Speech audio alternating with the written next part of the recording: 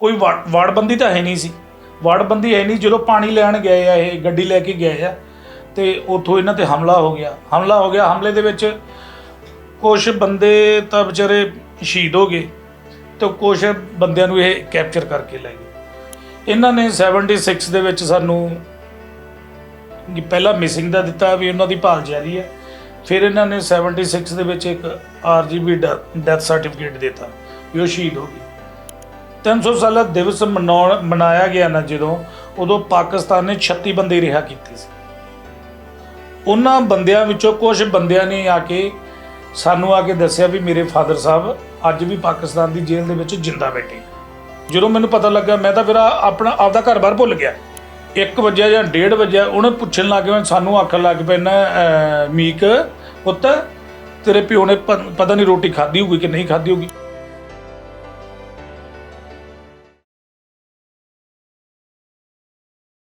ਸਤਿ ਸ਼੍ਰੀ ਅਕਾਲ ਜੀ, ਇੱਕ ਵਾਰੀ ਫਿਰ ਸਵਾਗਤ ਹੈ ਤੁਹਾਡਾ IK ਟਾਕ ਸ਼ੋ 'ਤੇ। ਅਤੇ ਅੱਜ ਜਿਹੜਾ ਪੋਡਕਾਸਟ ਹੈ ਬੜਾ ਹੀ ਡਿਫਰੈਂਟ ਹੈ, ਬਹੁਤ ਜਜ਼ਬਾਤੀ ਜਿਹੜਾ ਇਹ ਪੋਡਕਾਸਟ ਹੋਣ ਵਾਲਾ ਹੈ।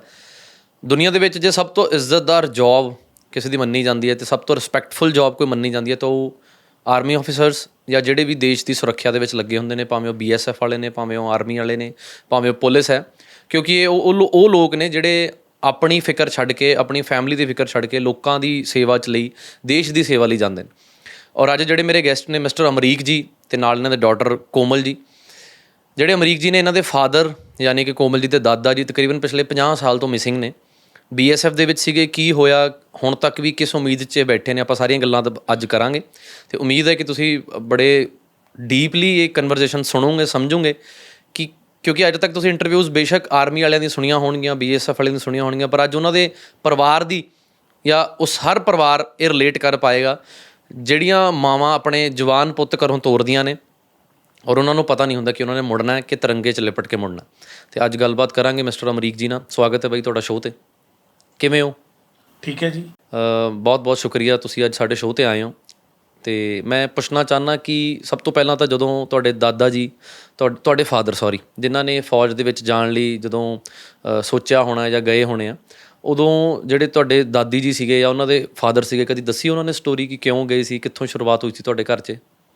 ਦੇਖੋ ਜੀ, ਮੇਰੇ ਦਾਦਾ ਦਾਦੀ ਜੀ ਦਾ ਕਹਿਣ ਦਾ ਮਤਲਬ ਇਹੀ ਸੀਗਾ ਵੀ ਕਦੇ ਵੀ ਸਾਡੇ ਸਾਰੇ ਵੀ ਕਿਸਾਨੀ ਪਰਿਵਾਰ ਸੀਗਾ।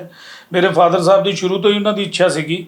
ਅਤੇ ਕਿਉਂਕਿ ਵੀ ਐਜੂਕੇਟਡ ਵੀ ਮੇਰੇ ਫਾਦਰ ਹੀ ਸੀਗੇ ਜਿਹੜੇ ਪੂਰੀ ਫੈਮਿਲੀ ਦੇ ਵਿੱਚ, ਕਿਉਂਕਿ ਨਹੀਂ ਜਿੰਨੇ ਮੇਰੇ ਚਾਚੇ ਤਾਏ ਸਾਰੇ ਵੀ ਕਿਸਾਨੀ ਦੇ ਨਾਲ ਹੀ ਸੀਗੇ, ਸੰਬੰਧਿਤ ਸੀਗੇ। ਅਤੇ ਫਾਦਰ ਸਾਹਿਬ ਦਾ ਮੇਰੇ ਸ਼ੁਰੂ ਤੋਂ ਇੱਕ ਸੁਪਨਾ ਸੀਗਾ ਵੀ ਮੈਂ ਫੌਜ ਦੇ ਵਿੱਚ ਦੇਸ਼ ਦੀ ਸੇਵਾ ਕਰਾਂ। ਇਸੇ ਕਰਕੇ ਉਹ BSF ਦੇ ਵਿੱਚ ਉਹ ਜਦੋਂ ਉਹਨਾਂ ਨੂੰ ਜੋਬ ਮਿਲ ਗਈ ਸੀਗੀ ਅਤੇ ਉਹ ਉਹਨਾਂ ਦੀ ਸ਼ਾਂਬਾ ਸੈਕਟਰ ਸੀਗੇ, ਉਹਨਾਂ ਦੀ ਜੋਬ ਸੀਗੀ ਉਹਨਾਂ ਦੀ, ਜੋ ਕਿ ਇੱਕ ਬਾਰਡਰ ਦੇ ਉੱਪਰ ਆਓ ਛੋਟਾ ਜਿਹਾ ਹੈ। ਅਤੇ ਇਹ ਹੈ ਵੀ ਜਦੋਂ ਮੇਰੇ ਫਾਦਰ ਸਾਹਿਬ ਦੀ ਮੈਰਿਜ ਹੋਈ ਹੈ ਜੀ, ਉਦੋਂ ਮੇਰੇ ਫਾਦਰ ਸਾਹਿਬ ਦੀ ਏਜ ਸੀ ਕੋਈ 22 ਕੁ ਸਾਲ ਅਤੇ ਮੇਰੇ ਮਦਰ ਦੀ ਸੀਗੀ 18 ਕੁ ਸਾਲ। ਅਤੇ 2.5 ਕੁ ਸਾਲ ਉਹਨਾਂ ਦਾ ਕੋਈ ਰਿਹਾ ਕੋਈ ਮੇਲ ਇਕੱਠਿਆਂ ਦਾ। ਉਦੋਂ ਬਾਅਦ ਉਹ ਚਲੇ ਗਏ, ਉਹਨਾਂ ਦੀ ਛੁੱਟੀ ਆਏ ਹੋਏ ਸੀਗੇ, ਛੁੱਟੀ ਆਏ ਉੱਧਰੋਂ 71 ਦੀ ਵਾਰ ਲੱਗ ਗਈ। ਜਦੋਂ ਵਾਰ ਲੱਗਣ ਤੋਂ ਬਾਅਦ ਉਹਨਾਂ ਨੂੰ ਵਾਪਸ ਬੁਲਾ ਲਿਆ ਗਿਆ ਅਤੇ ਡਿਊਟੀ 'ਤੇ ਤਾਇਨਾਤ ਸੀਗੇ। ਲੜਾਈ ਕੁਛ ਸ਼ਾਂਤ ਹੋ ਗਈ ਸੀਗੀ। ਇਹ ਉੱਧਰੋਂ ਸੁਣਨ ਦੇ ਵਿੱਚ ਇਹੀ ਆਇਆ ਵੀ ਇਹ ਪਾਣੀ ਲੈਣ ਜਾਂਦੇ ਸੀ, ਕਿਉਂਕਿ ਉੱਧਰੋਂ ਜਿੰਨੀ ਵਾਇਰਿੰਗ ਵਗੈਰਾ ਹੁਣ ਕੁਛ ਹੋਈ ਹੈ, ਪਹਿਲਾਂ ਤਾਂ ਕੁਛ ਨਹੀਂ ਸੀਗਾ। ਜਦੋਂ ਪਾਣੀ ਲੈਣ ਗਏ ਜਦੋਂ ਉਦੋਂ 25 ਬੰਦੇ ਕੈਪਚਰ ਹੋਏ ਆ ਉੱਥੇ ਪਾਕਿਸਤਾਨ ਆਰਮੀ ਕੋਲ। ਕਿਉਂਕਿ ਜਦੋਂ ਕੋਈ ਵਾਰਡਬੰਦੀ ਤਾਂ ਹੈ ਨਹੀਂ ਸੀ। ਜਦੋਂ ਪਾਣੀ ਲੈਣ ਗਏ ਆ, ਇਹ ਗੱਡੀ ਲੈ ਕੇ ਗਏ ਆ ਅਤੇ ਉੱਥੋਂ ਇਹਨਾਂ 'ਤੇ ਹਮਲਾ ਹੋ ਗਿਆ। ਹਮਲੇ ਦੇ ਵਿੱਚ ਕੁਛ ਬੰਦੇ ਤਾਂ ਵਿਚਾਰੇ ਸ਼ਹੀਦ ਹੋ ਗਏ ਅਤੇ ਕੁਛ ਬੰਦਿਆਂ ਨੂੰ ਇਹ ਕੈਪਚਰ ਕਰਕੇ ਲੈ ਗਏ। ਜਦੋਂ ਕੀ ਹੋਇਆ, ਉਹਨਾਂ ਦੀ ਭਾਲ ਸੀ, ਜਿਹੜੇ ਬੰਦਿਆਂ ਨੇ ਮਿਲਿਆ ਉਹਨਾਂ ਦੀਆਂ ਡੈੱਡ ਬੋਡੀਆਂ ਵਗੈਰਾ ਇਹਨਾਂ ਨੇ ਦੇ ਦਿੱਤੀਆਂ। ਫਿਰ ਮੇਰੇ ਫਾਦਰ ਸਾਹਿਬ ਘਰ ਵੀ ਆਖਣ ਲੱਗ ਪਏ ਜੀ ਉਹ ਮਿਸਿੰਗ ਆ ਜੀ, ਕੁਛ ਬੰਦੇ ਮਿਸਿੰਗ ਆ ਵੀ ਉਹਨਾਂ ਬਾਰੇ ਜੀ ਉਹਨਾਂ ਦੀ ਭਾਲ ਜਾਰੀ ਆ। ਇਹਨਾਂ ਨੇ 76 ਦੇ ਵਿੱਚ ਸਾਨੂੰ ਕਿ ਪਹਿਲਾਂ ਮਿਸਿੰਗ ਦਾ ਦਿੱਤਾ ਵੀ ਉਹਨਾਂ ਦੀ ਭਾਲ ਜਾਰੀ ਹੈ, ਫਿਰ ਇਹਨਾਂ ਨੇ 76 ਦੇ ਵਿੱਚ ਇੱਕ RGB ਡੈਥ ਸਰਟੀਫਿਕੇਟ ਦਿੱਤਾ ਵੀ ਉਹ ਸ਼ਹੀਦ ਹੋ ਗਈ। ਸ਼ਹੀਦ ਹੋ ਗਏ ਉਹਨਾਂ ਟਾਈਮਾਂ ਦੇ ਵਿੱਚ ਮੇਰੇ ਦਾਦਾ ਦਾਦੀ ਨੂੰ ਇਹ ਸੀਗਾ, ਉਹਨਾਂ ਦਾ ਇੱਕ ਸਾਡੇ ਪਿੰਡ ਆ ਮੇਰਾ ਫਰੀਦਕੋਟ ਦੇ ਨਾਲ ਇੱਕ ਛੋਟਾ ਜਿਹਾ ਪਿੰਡ ਹੈ ਜੀ, ਟਹਿਣਾ ਪਿੰਡ ਹੈ। ਟਹਿਣਾ ਪਿੰਡ ਦੇ ਵਿੱਚ ਇੱਕ ਲੈਟਰ ਆਈ ਸੀ ਜੋ ਕਿ ਉਰਦੂ 'ਚ ਸੀ, ਉੱਤੇ ਉਸ ਟਾਈਮ ਆਈ ਸੀ ਜਦੋਂ ਮੇਰੇ ਫਾਦਰ ਸਾਹਿਬ ਦੇ ਬਾਰੇ ਉਹਦੇ ਵਿੱਚ ਲਿਖਿਆ ਸੀ। ਅਤੇ ਉਹ ਮੇਰਾ ਦਾਦਾ ਦਾਦੀ ਵਿਚਾਰੇ ਜਿੰਨੇ ਕੁ ਜੋਗੇ ਸੀ ਉਹ ਭੱਜੇ ਫਿਰਦੇ ਰਹੇ। ਚਲੋ ਉਹਨਾਂ ਨੇ ਇੰਦਰਾ ਗਾਂਧੀ ਤੱਕ ਵੀ ਉਹਨਾਂ ਨੇ ਉਸ ਟਾਈਮ ਉਹਨਾਂ ਨੇ ਅਪਰੋਚ ਕੀਤੀ, ਪਰ ਕੁਛ ਵੀ ਪੱਲੇ ਨਹੀਂ ਪਿਆ। ਦੋਵੇਂ ਬਜ਼ੁਰਗ ਸੀਗੇ, ਨਹੀਂ ਕੋਈ ਹੱਥ ਪੱਲੇ ਲੱਗਾ ਉਹਨਾਂ ਦੇ। ਉਦੋਂ ਸੁਣਨ 'ਚ ਇਹ ਵੀ ਆਇਆ ਸੀਗਾ ਵੀ ਕੁਛ ਬੰਦਿਆਂ ਨੂੰ ਜਿਹੜੇ ਪਾਕਿਸਤਾਨ ਦੇ ਵਿੱਚ ਕੈਦੀ ਸੀ ਨਾ, ਉਹਨਾਂ ਨੂੰ ਰੇਡੀਓ 'ਤੇ ਬੁਲਾਇਆ ਗਿਆ ਸੀਗਾ। ਚਲੋ ਇਹ ਸੁਣੀਆਂ ਸੁਣਾਈਆਂ ਗੱਲਾਂ ਹੁੰਦੀਆਂ ਵੀ ਚਲੋ ਚੁੱਪ ਕਰਕੇ ਬੈਠ ਗਏ। ਮੇਰੇ ਦਾਦਾ ਦਾਦੀ ਵੀ ਵਿਚਾਰੇ ਉਹਨਾਂ ਦੀ ਭਾਲ ਕਰਦੇ ਕਰਦੇ, ਉਹਨਾਂ ਨੂੰ ਛਡਾਉਣ ਦੇ ਚੱਕਰ 'ਚ ਕਰਦੇ ਕਰਦੇ ਉਹ ਵੀ ਰੱਬ ਨੂੰ ਪਿਆਰੇ ਹੋ ਗਏ ਜੀ। ਅਸੀਂ ਕੀ ਹੋਇਆ, ਅਸੀਂ ਚੁੱਪ, ਅਸੀਂ ਸਾਰਾ ਕੁਝ ਸ਼ਾਂਤਮਈ ਬੈਠੇ ਸੀ। ਚਲੋ ਜੋ ਰੱਬ ਦਾ ਭਾਣਾ ਮੰਨ ਕੇ ਅਸੀਂ ਆਪਦੀ ਗਤੀਵਿਧੀ ਸਾਡੀ ਚੱਲ ਰਹੀ ਸੀ। 2004 ਦੇ ਵਿੱਚ ਕੀ ਹੋਇਆ, ਪਾਕਿਸਤਾਨ ਜਦੋਂ 300 ਸਾਲਾ ਦਿਵਸ ਮਨਾਇਆ ਗਿਆ, 300 ਸਾਲਾ ਦਿਵਸ ਮਨਾਇਆ ਗਿਆ ਨਾ ਜਦੋਂ, ਉਦੋਂ ਪਾਕਿਸਤਾਨ ਨੇ 36 ਬੰਦੇ ਰਿਹਾ ਕੀਤੇ ਸੀ। ਉਹਨਾਂ ਬੰਦਿਆਂ ਵਿੱਚੋਂ ਕੁਝ ਬੰਦਿਆਂ ਨੇ ਸਾਨੂੰ ਆ ਕੇ ਦੱਸਿਆ ਵੀ ਮੇਰੇ ਫਾਦਰ ਸਾਹਿਬ ਅੱਜ ਵੀ ਪਾਕਿਸਤਾਨ ਦੀ ਜੇਲ੍ਹ ਦੇ ਵਿੱਚ ਜਿੰਦਾ ਬੈਠੇ ਆ। ਕਿਉਂਕਿ ਫਾਦਰ ਸਾਹਿਬ ਨੂੰ ਤਾਂ ਇਹ ਸੀ ਨਾ ਵੀ ਮੇਰਾ ਪਿੰਡ ਸੀਗਾ ਟਹਿਣਾ, ਉਹ ਉਸੇ ਤਰੀਕੇ ਨਾਲ ਉਹ ਸਾਡੇ ਪਿੰਡ ਗਏ। ਪਿੰਡੋਂ ਜਾ ਕੇ ਪਤਾ ਲੱਗਾ, ਪਿੰਡੋਂ ਜਾ ਕੇ ਜਦੋਂ ਮੇਰੇ ਫਾਦਰ ਸਾਹਿਬ ਬਾਰੇ ਉਹਨਾਂ ਨੇ ਪਤਾ ਕੀਤਾ, ਕਿਉਂਕਿ ਪਿੰਡ ਤਾਂ ਕੋਈ ਹੈ ਨਹੀਂ ਸੀ, ਮੇਰੇ ਚਾਚੇ ਤਾਏ ਸੀਗੇ। ਚਾਚੇ ਤਾਇਆ ਨੇ ਦੱਸਿਆ ਵੀ ਉਹਦੀ ਫੈਮਿਲੀ ਰਹਿੰਦੀ ਹੈ ਸ਼ਹਿਰ ਦੇ ਵਿੱਚ ਰਹਿੰਦੀ ਹੈ। ਚਲੋ ਜੀ ਉਹ ਸ਼ਹਿਰ ਵਿੱਚ ਆ ਗਏ ਆ। ਫਿਰੋਜ਼ਪੁਰ ਤੋਂ ਸੀਗਾ ਜੀ ਸਤੀਸ਼ ਕੁਮਾਰ ਮਰਵਾ, ਜਿਹੜਾ 25 ਸਾਲ ਉਹਨਾਂ ਦੇ ਨਾਲ ਲਗਭਗ ਇੱਕ ਬੈਰਕ ਦੇ ਵਿੱਚ ਰਿਹਾ। ਇਹ ਤੁਸੀਂ ਇੰਨਾ ਕੁ ਅੰਦਾਜ਼ਾ ਲਾ ਸਕਦੇ ਆ ਵੀ ਜੇ ਕਿਸੇ ਨਾਲ ਅਸੀਂ 2 ਦਿਨ ਰਹਿ ਪਈਏ ਨਾ, ਅਤੇ ਸਾਨੂੰ ਉਹਦੀ ਅੰਗਲੀ ਸੰਗਲੀ ਬਾਰੇ ਪਤਾ ਲੱਗ ਜਾਂਦਾ, ਅਤੇ ਸਾਡੀ ਬਾਰੇ ਅਗਲੇ ਨੂੰ ਪਤਾ ਲੱਗ ਜਾਂਦਾ। ਅਤੇ ਉਹ ਤਾਂ 25 ਸਾਲ ਰਿਹਾ ਉਹਦੇ ਨਾਲ। ਫਿਰ ਬਕਾਇਦਾ ਬਾਹਰ ਆਇਆ, ਜਦੋਂ ਛੁੱਟ ਕੇ ਆਇਆ, ਬਕਾਇਦਾ ਵਿਟਨੈਸ ਬਣਿਆ ਜੀ ਉਹ ਮੇਰਾ। ਬਕਾਇਦਾ ਉਹਨੇ ਮੈਨੂੰ ਰਿਟਨ 'ਚ ਐਫੀਡੇਵਿਟ ਦਿੱਤਾ। ਫਿਰ ਕੀ ਹੋਇਆ, ਮਲੇਰਕੋਟਲੇ ਤੋਂ ਖੁਸ਼ੀ ਮੁਹੰਮਦ ਵੀ ਹੈ। ਜਦੋਂ ਉਹਨਾਂ ਨੇ ਦਿਖਾਇਆ, ਚਲੋ ਜਿਨ੍ਹਾਂ ਦੀ ਗੱਲਬਾਤ ਹੁੰਦੀ ਸੀ ਆਪਦੇ ਇਲਾਕੇ ਦੀ ਸੀ, ਉਹ ਤਾਂ ਇੰਟਰਸਟ ਲੈਂਦੇ, ਚੱਲ ਦੂਜਿਆਂ ਨੂੰ ਤਾਂ ਉਹਨਾਂ ਕੀ ਹੁੰਦਾ ਜਿੰਨਾ ਕੁ ਹੁੰਦਾ, ਉਹਨਾਂ ਨੇ ਮਿਲਾਇਆ, ਉਹਨਾਂ ਨੇ ਵੀ ਹਾਂ ਕੀਤੀ, ਠੀਕ ਹੈ ਜੀ। ਕਪੂਰਥਲੇ ਤੋਂ ਸੀਗਾ ਜਗਜੀਤ ਸਿੰਘ, ਉਹ ਇਸ ਟਾਈਮ ਚਲੇ ਗਏ, ਬਾਹਰ ਚਲੇ ਗਏ। ਉਹਨਾਂ ਨੇ ਵੀ ਆ ਕੇ ਦੱਸਿਆ, ਕਹਿੰਦੇ ਯਾਰ ਵੀ ਬਾਪੂ ਜੀ ਬੈਠੇ ਆ। ਹੁਣ ਕੀ ਆ, ਜਿਹੜੀ ਤਾਜ਼ਾ ਜਿਹੜੇ 2013 ਦੇ ਵਿੱਚ ਇੱਕ ਬੰਦਾ ਉੱਥੋਂ ਰਿਲੀਜ਼ ਹੋ ਕੇ ਆਉਂਦਾ, ਲੱਖੂ ਰਾਮ, ਜੋ ਗੰਗਾ ਨਗਰ ਦੇ ਨਾਲ ਆ ਪਦਮਪੁਰ ਦਾ ਉਹ ਰਹਿਣ ਵਾਲਾ। 2013 ਦੇ ਵਿੱਚ ਜਦੋਂ ਰਿਲੀਜ਼ ਹੋਇਆ ਨਾ, ਉਹਨੇ ਆ ਕੇ ਇੰਟਰਵਿਊ ਦੇ ਵਿੱਚ ਆ ਕੇ ਮੇਰੇ ਫਾਦਰ ਸਾਹਿਬ ਦਾ ਆ ਕੇ ਨਾਂ ਲਿਆ। ਉਹਨਾਂ ਨੇ ਮੇਰੇ ਫਾਦਰ ਸਾਹਿਬ ਬਾਰੇ ਵੀ ਉੱਥੇ ਚਰਚਾ ਕੀਤੀ। ਜਦੋਂ ਫਾਦਰ ਸਾਹਿਬ ਦੇ ਬਾਰੇ ਚਰਚਾ ਕੀਤੀ, ਜਿਹੜੇ ਚੈਨਲ ਨੇ ਉਹਦੀ ਇੰਟਰਵਿਊ ਕੀਤੀ, ਉਹ ਚੈਨਲ ਨੇ ਫਿਰ ਮੈਨੂੰ ਫੋਨ ਲਾ ਕੇ ਮੈਨੂੰ ਮੇਰੀ ਫੈਮਿਲੀ ਨੂੰ ਉੱਥੇ ਬੁਲਾਇਆ ਗਿਆ। ਉੱਥੇ ਫਿਰ ਉਹ ਬਕਾਇਦਾ ਮੇਰਾ ਵਿਟਨੈਸ ਬਣਿਆ। ਜਦੋਂ ਮੈਨੂੰ ਪਤਾ ਲੱਗਾ ਵੀ ਕਿਉਂਕਿ ਮੇਰਾ ਤਾਂ ਮਿਸ਼ਨ ਬਣ ਗਿਆ ਨਾ 2004 ਤੋਂ ਬਾਅਦ, ਜਦੋਂ ਮੈਨੂੰ ਪਤਾ ਲੱਗਾ, ਮੈਂ ਤਾਂ ਫਿਰ ਆਪਦਾ ਘਰ-ਬਾਰ ਭੁੱਲ ਗਿਆ। ਮੈਂ ਤਾਂ ਫਿਰ ਬਸ ਉਹਨਾਂ ਦੇ ਬਾਰੇ ਚੱਲ ਪਿਆ ਵੀ ਉਹਨਾਂ ਦੀ ਰਿਹਾਈ ਬਾਬਤ ਸੀਗਾ, ਸਾਰੇ ਫਿਰਦੇ ਸੀਗਾ ਜੀ। ਉਹਦੇ ਵਿੱਚ ਕੀ ਸੀ ਨਾ, ਇੱਕ ਮੈਨੂੰ ਜਿਹੜੀ ਚੀਜ਼ ਮੈਨੂੰ ਟਿਕਣ ਨਹੀਂ ਦਿੰਦੀ ਸੀ, ਉਹ ਕੀ ਸੀਗਾ, ਮੇਰੀ ਮਦਰ।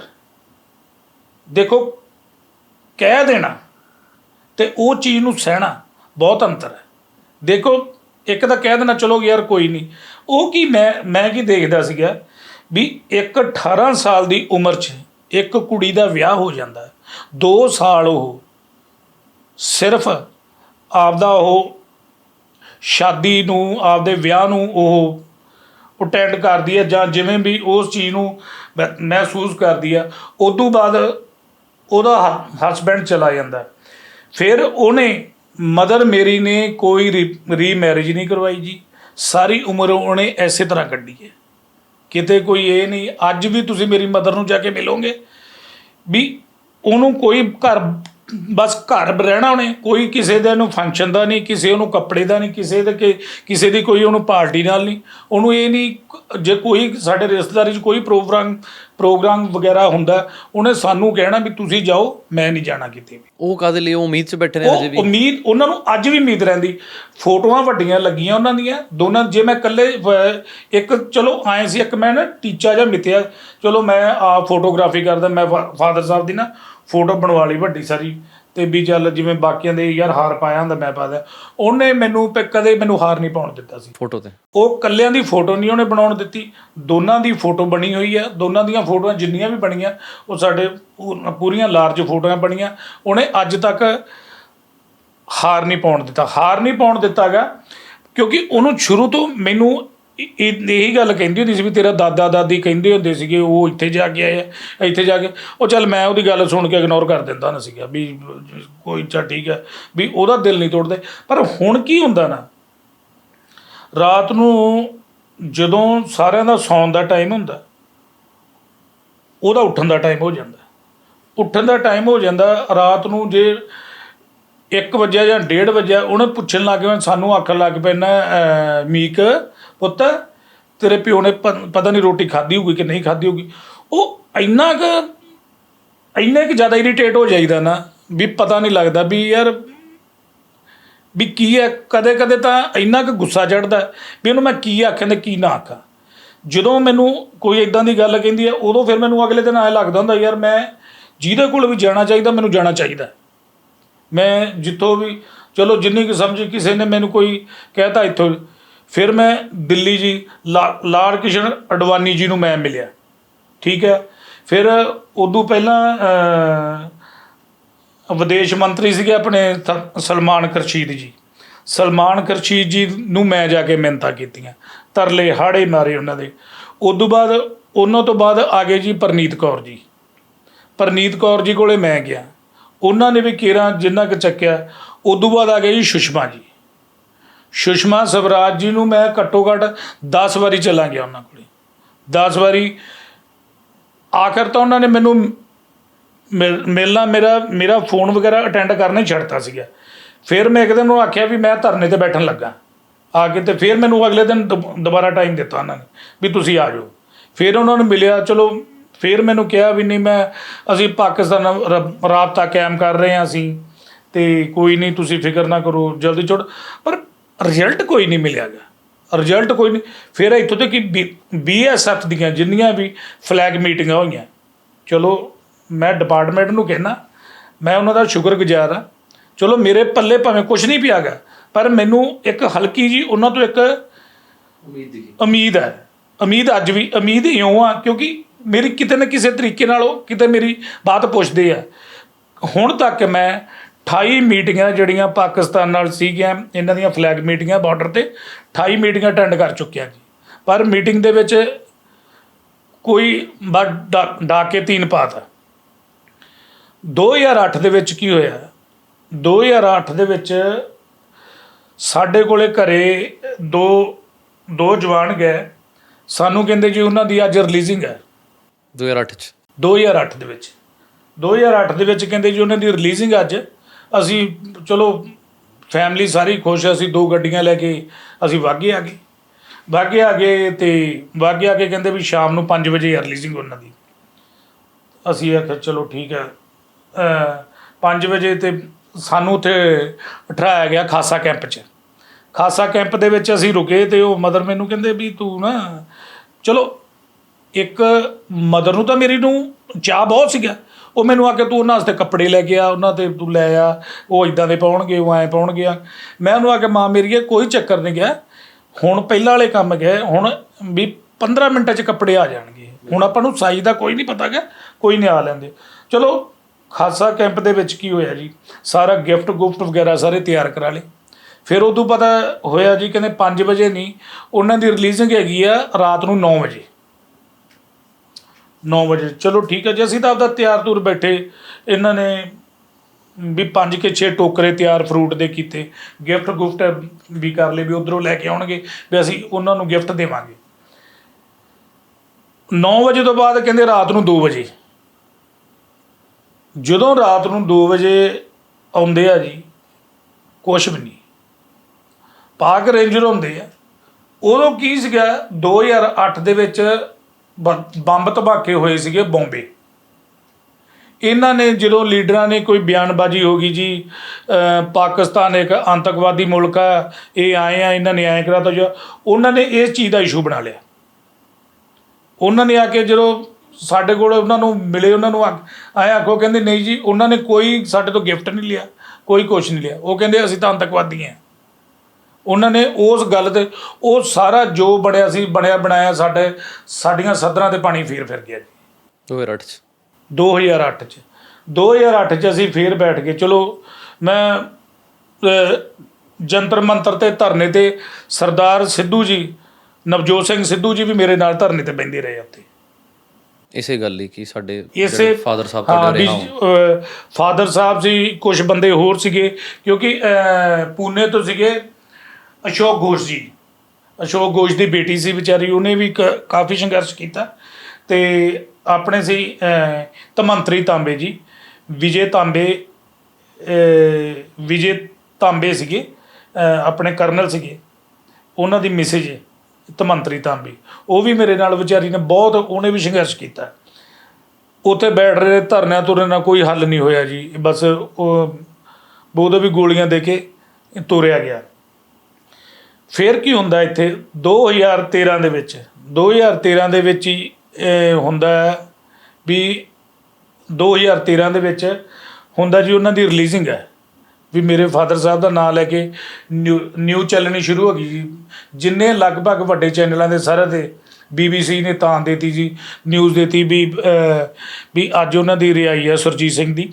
ਅਸੀਂ ਫਿਰ ਮੇਰੇ ਘਰੇ ਪੂਰੀ ਰੌਣਕ, ਸਾਰੀ ਤਿਆਰੀ ਬਿਆਰੀ, ਸਾਰਾ ਕੁਝ ਹੋ ਗਿਆ। ਇਹ ਸਾਰੇ ਲਿੰਕਸ ਮਿਲ ਜਾਣਗੇ ਆਪਾਂ ਨੂੰ ਸੋਸ਼ਲ ਮੀਡੀਆ ਤੋਂ, ਜਿਹੜੇ ਤੁਹਾਡੇ BBC ਦੇ ਜਾਂ ਇੰਟਰਵਿਊਜ਼ ਦੇ ਕਿਤੇ ਕੋਈ ਨਿਊਜ਼? ਹਾਂ, ਨਿਊਜ਼ ਦੀਆਂ ਮਿਲ ਜਾਣਗੇ ਤੁਹਾਨੂੰ।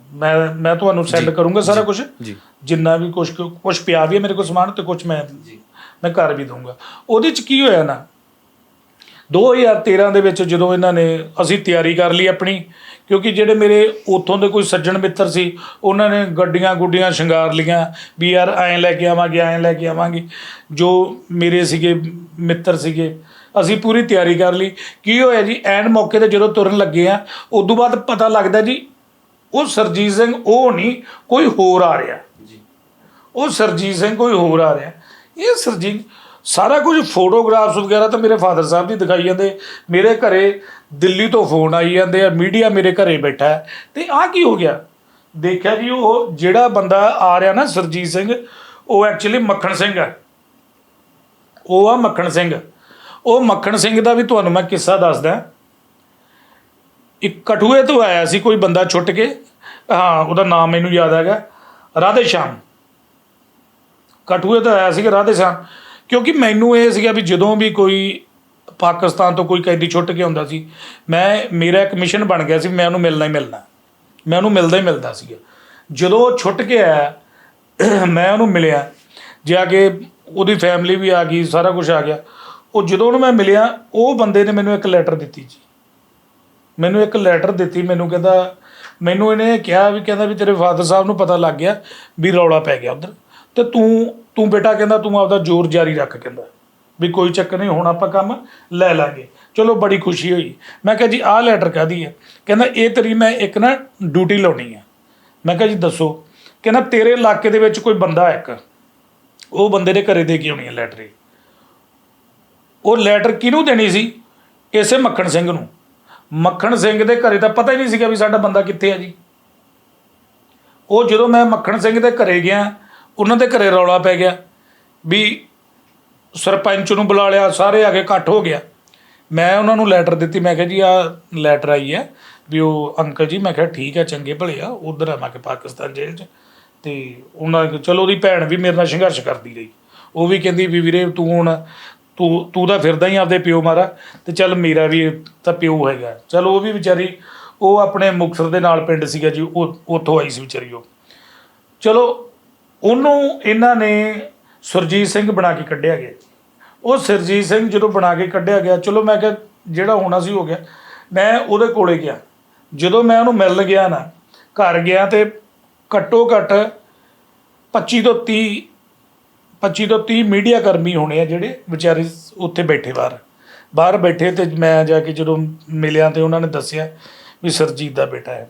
ਉਹ ਸਾਰਿਆਂ ਨੂੰ ਛੱਡ ਕੇ ਉੱਠ ਕੇ ਮੇਰੇ ਕੋਲੇ ਆ ਗਿਆ, ਮੈਨੂੰ ਐਂ ਜੱਫੀ ਜੀ 'ਚ ਲੈ ਕੇ ਮੈਨੂੰ ਕਹਿੰਦਾ, ਮੇਰਾ ਮੱਥਾ ਜਿਹਾ ਚੁੰਮਿਆ, ਮੈਨੂੰ ਕਹਿੰਦਾ ਹਾਂ ਬੇਟਾ ਬਹੁਤ ਖੁਸ਼ੀ ਆ, ਅੱਖਾਂ ਦੀਆਂ ਭਰ ਆਇਆ। ਤੇ ਚਲੋ ਮੈਂ ਵੀ ਇਮੋਸ਼ਨਲ ਜਿਹਾ ਹੋ ਗਿਆ। ਮੈਂ ਕਿਹਾ ਯਾਰ ਚਲੋ ਬੰਦਾ ਵੀ ਕੁਛ ਤਾਂ ਕਰੂਗਾ। ਉਹਨੇ ਕਿਸੇ ਕੋਲ ਨਹੀਂ ਨਾ ਆਪ ਰੁਕਿਆ ਨਾ ਮੈਨੂੰ ਅੰਦਰ ਲੈ ਗਿਆ ਜੀ, ਕਮਰੇ 'ਚ ਲੈ ਗਿਆ। ਕਮਰੇ 'ਚ ਲਿਜਾ ਕੇ ਮੈਨੂੰ ਕਹਿੰਦਾ, ਇਮੋਸ਼ਨਲ ਗੱਲਾਂ ਕਰਕੇ ਚਾਰ, ਮੈਨੂੰ ਕਹਿੰਦਾ ਪੁੱਤ ਹੁਣ ਤੂੰ ਆਪਦੇ ਪਿਓ ਨੂੰ ਲੈ ਕੇ ਆਉਣਾ ਨਾ ਬਾਹਰ। ਮੈਂ ਕਿਹਾ ਜੀ ਹਾਂ। ਮੈਂ ਕਿਹਾ ਹੋਰ ਕੀ ਆ, ਬਸ ਮੂੰਹ ਨਹੀਂ ਖੋਲ੍ਹਣਾ, ਚੁੱਪ ਹੋ ਜਾ, ਬਾਹਰ ਮੀਡੀਆ ਨੂੰ ਕੁਛ ਨਹੀਂ ਦੱਸਣਾ। ਮੈਨੂੰ ਕੀ, ਮੈਂ ਚਲੋ ਉਹ ਜੇਲ੍ਹ ਦੇ ਵਿੱਚ ਇੰਨੇ ਕਾਰਡ ਲਈ ਫਿਰੇ, ਇੰਨੇ ਉਹਦੇ ਕੋਲ ਕਾਰਡ। ਕਹਿੰਦਾ ਜੇ ਤੂੰ ਇੱਥੋਂ ਆਖੇ ਮੈਂ ਪਾਕਿਸਤਾਨ ਜੇਲਰ ਦੇ ਨਾਲ ਗੱਲ ਕਰਾ ਦਿਆਂ ਤੇਰੀ, ਮੈਂ DC ਨਾਲ ਗੱਲ ਕਰਾ ਦਿਆਂ, ਕਿਹਦੇ ਨਾਲ ਗੱਲ ਕਰਨੀ ਹੈ ਦੱਸ। ਇਹ ਉਹ ਬੰਦਾ ਜਿਹੜਾ ਤੁਹਾਡੇ ਪਾਪਾ ਦੇ ਨਾਮ, ਜਿਹੜੇ ਪਾਪਾ ਦੇ ਨਾਮ ਤੇ ਆਇਆ ਉਹ ਬੰਦਾ। ਮੈਂ ਕਿਹਾ ਯਾਰ ਐਡਾ ਬੰਦਾ ਸੁਲਝਿਆ ਹੋਇਆ। ਮੈਂ ਕਿਹਾ ਹਾਂ ਬੜਾ ਕੁਛ ਰੱਖੀ ਬੈਠਾ ਹੈ। ਮੈਨੂੰ ਕਹਿੰਦਾ ਤੂੰ ਇਹਨਾਂ ਨੂੰ ਜਾਣ ਦੇ, ਮੈਂ ਇੱਥੋਂ ਤੇਰੇ ਫਾਦਰ ਸਾਹਿਬ ਨਾਲ ਗੱਲ ਕਰਾ ਦੂੰ। ਕਹਿੰਦਾ ਜੇਲ੍ਹ 'ਚ। ਤਾਂ ਮੇਰੀਆਂ ਅੱਖਾਂ 'ਚ ਪੂਰਾ ਨੂਰ ਆ ਗਿਆ। ਮੈਂ ਕਿਹਾ ਜੀ ਗੱਲ ਉਹ ਮੀਡੀਆ ਵਾਲੇ ਮੇਰੇ ਕੋਲ, ਮੈਂ ਸਟਿਲ ਮੈਂ ਕਿਹਾ ਜੀ ਮੈਂ ਤਾਂ ਕੋਈ ਗੱਲ ਹੀ ਨਹੀਂ ਕਰਨੀ।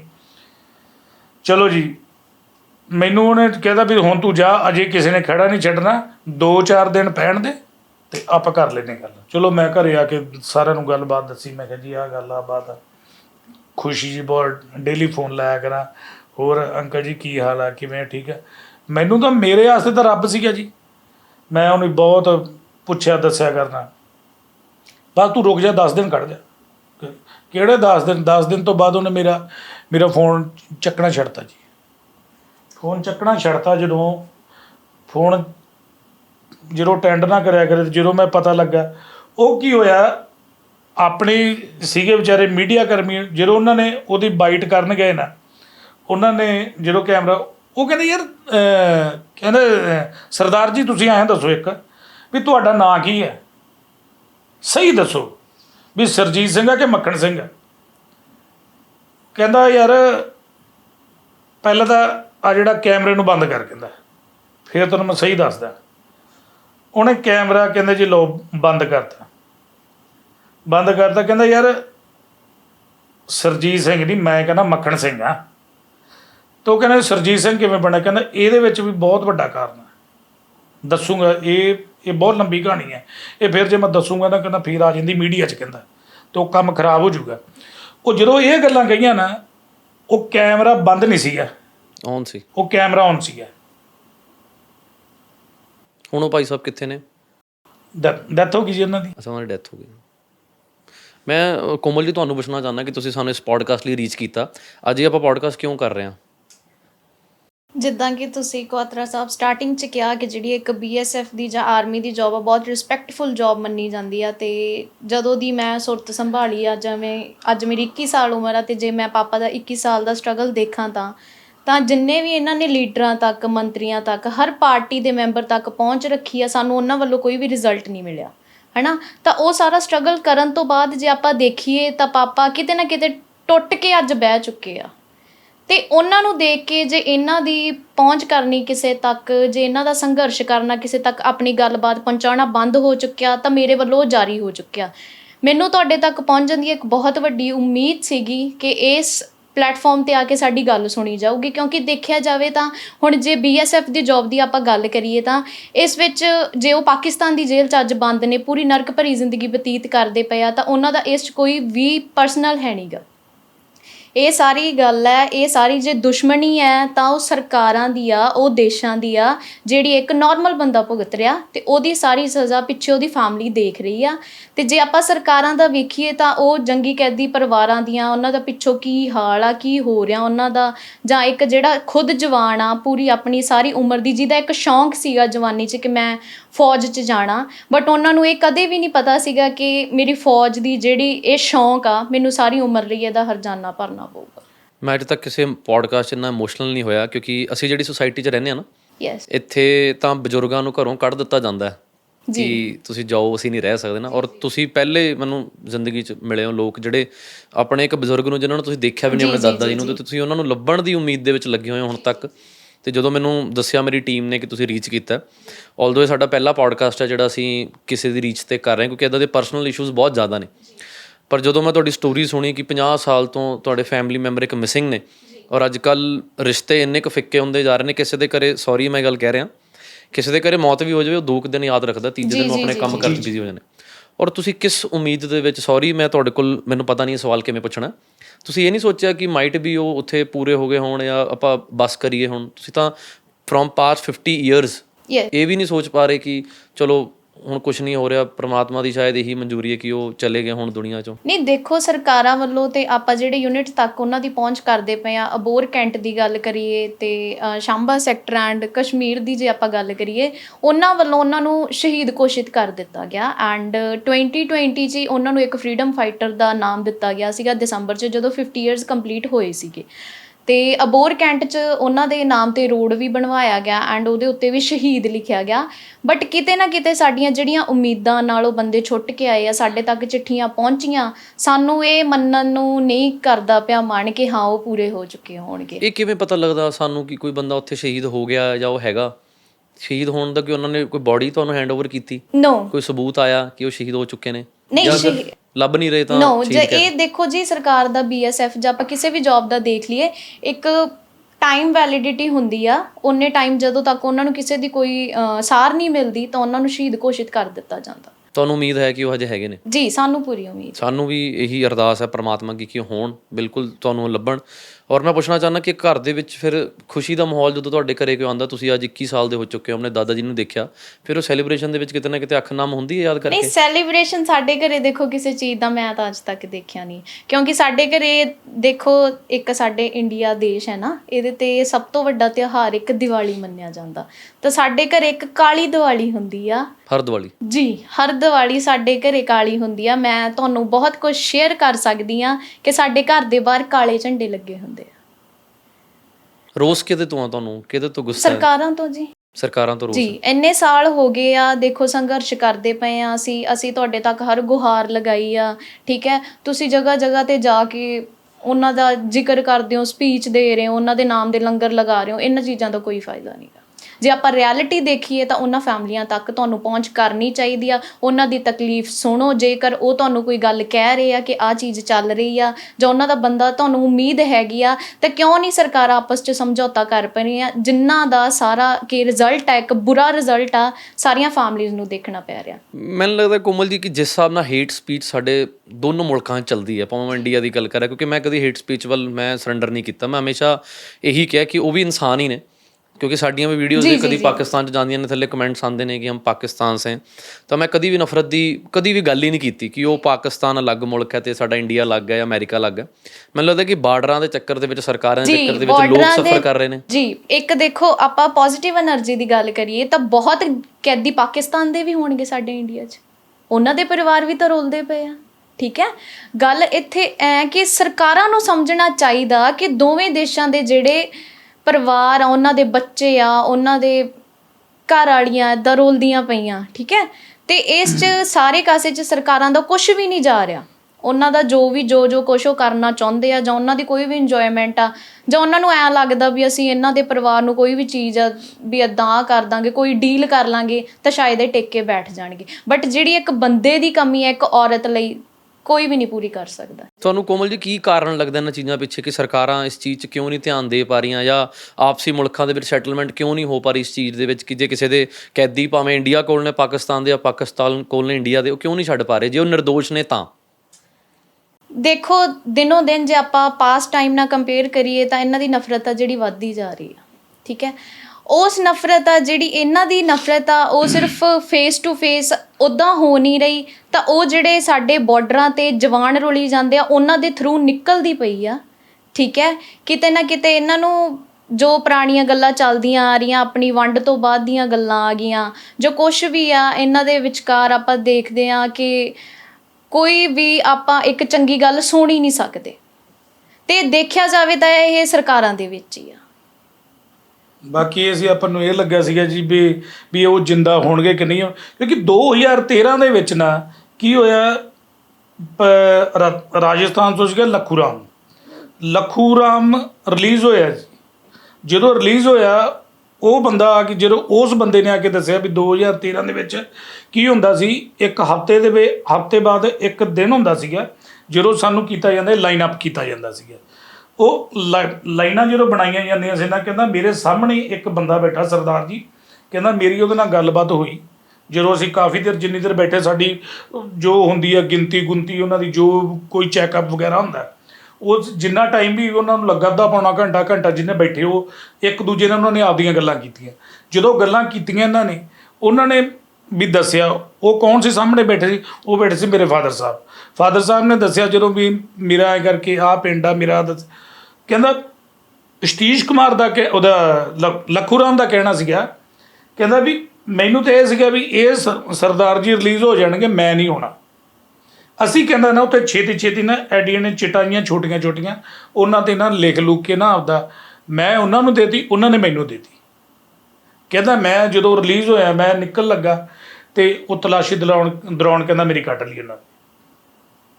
ਜਦੋਂ 2013 ਦੇ ਵਿੱਚ ਉਹ ਬੰਦਾ ਕਹਿ ਰਿਹਾ ਵੀ ਉਹ ਠੀਕ ਠਾਕ ਸੀਗੇ, ਅਤੇ ਫਿਰ ਕੀ ਮੰਨੀਏ ਕੀ 2013 ਤੋਂ ਬਾਅਦ ਕੋਈ ਕਲੂ ਮਿਲਿਆ ਤੁਹਾਨੂੰ? ਹੁਣ 2023 ਚੱਲ ਰਿਹਾ ਤੇ 10 ਸਾਲ ਹੋ ਚੁੱਕੇ ਨੇ, 10 ਸਾਲ 'ਚ ਕੋਈ ਲੇਟੈਸਟ ਗੱਲ ਤੁਹਾਨੂੰ ਪਤਾ ਲੱਗਿਆ? ਉਦੋਂ ਬਾਅਦ ਨਹੀਂ ਕੋਈ ਵੀ ਮਿਲਿਆ ਜੀ।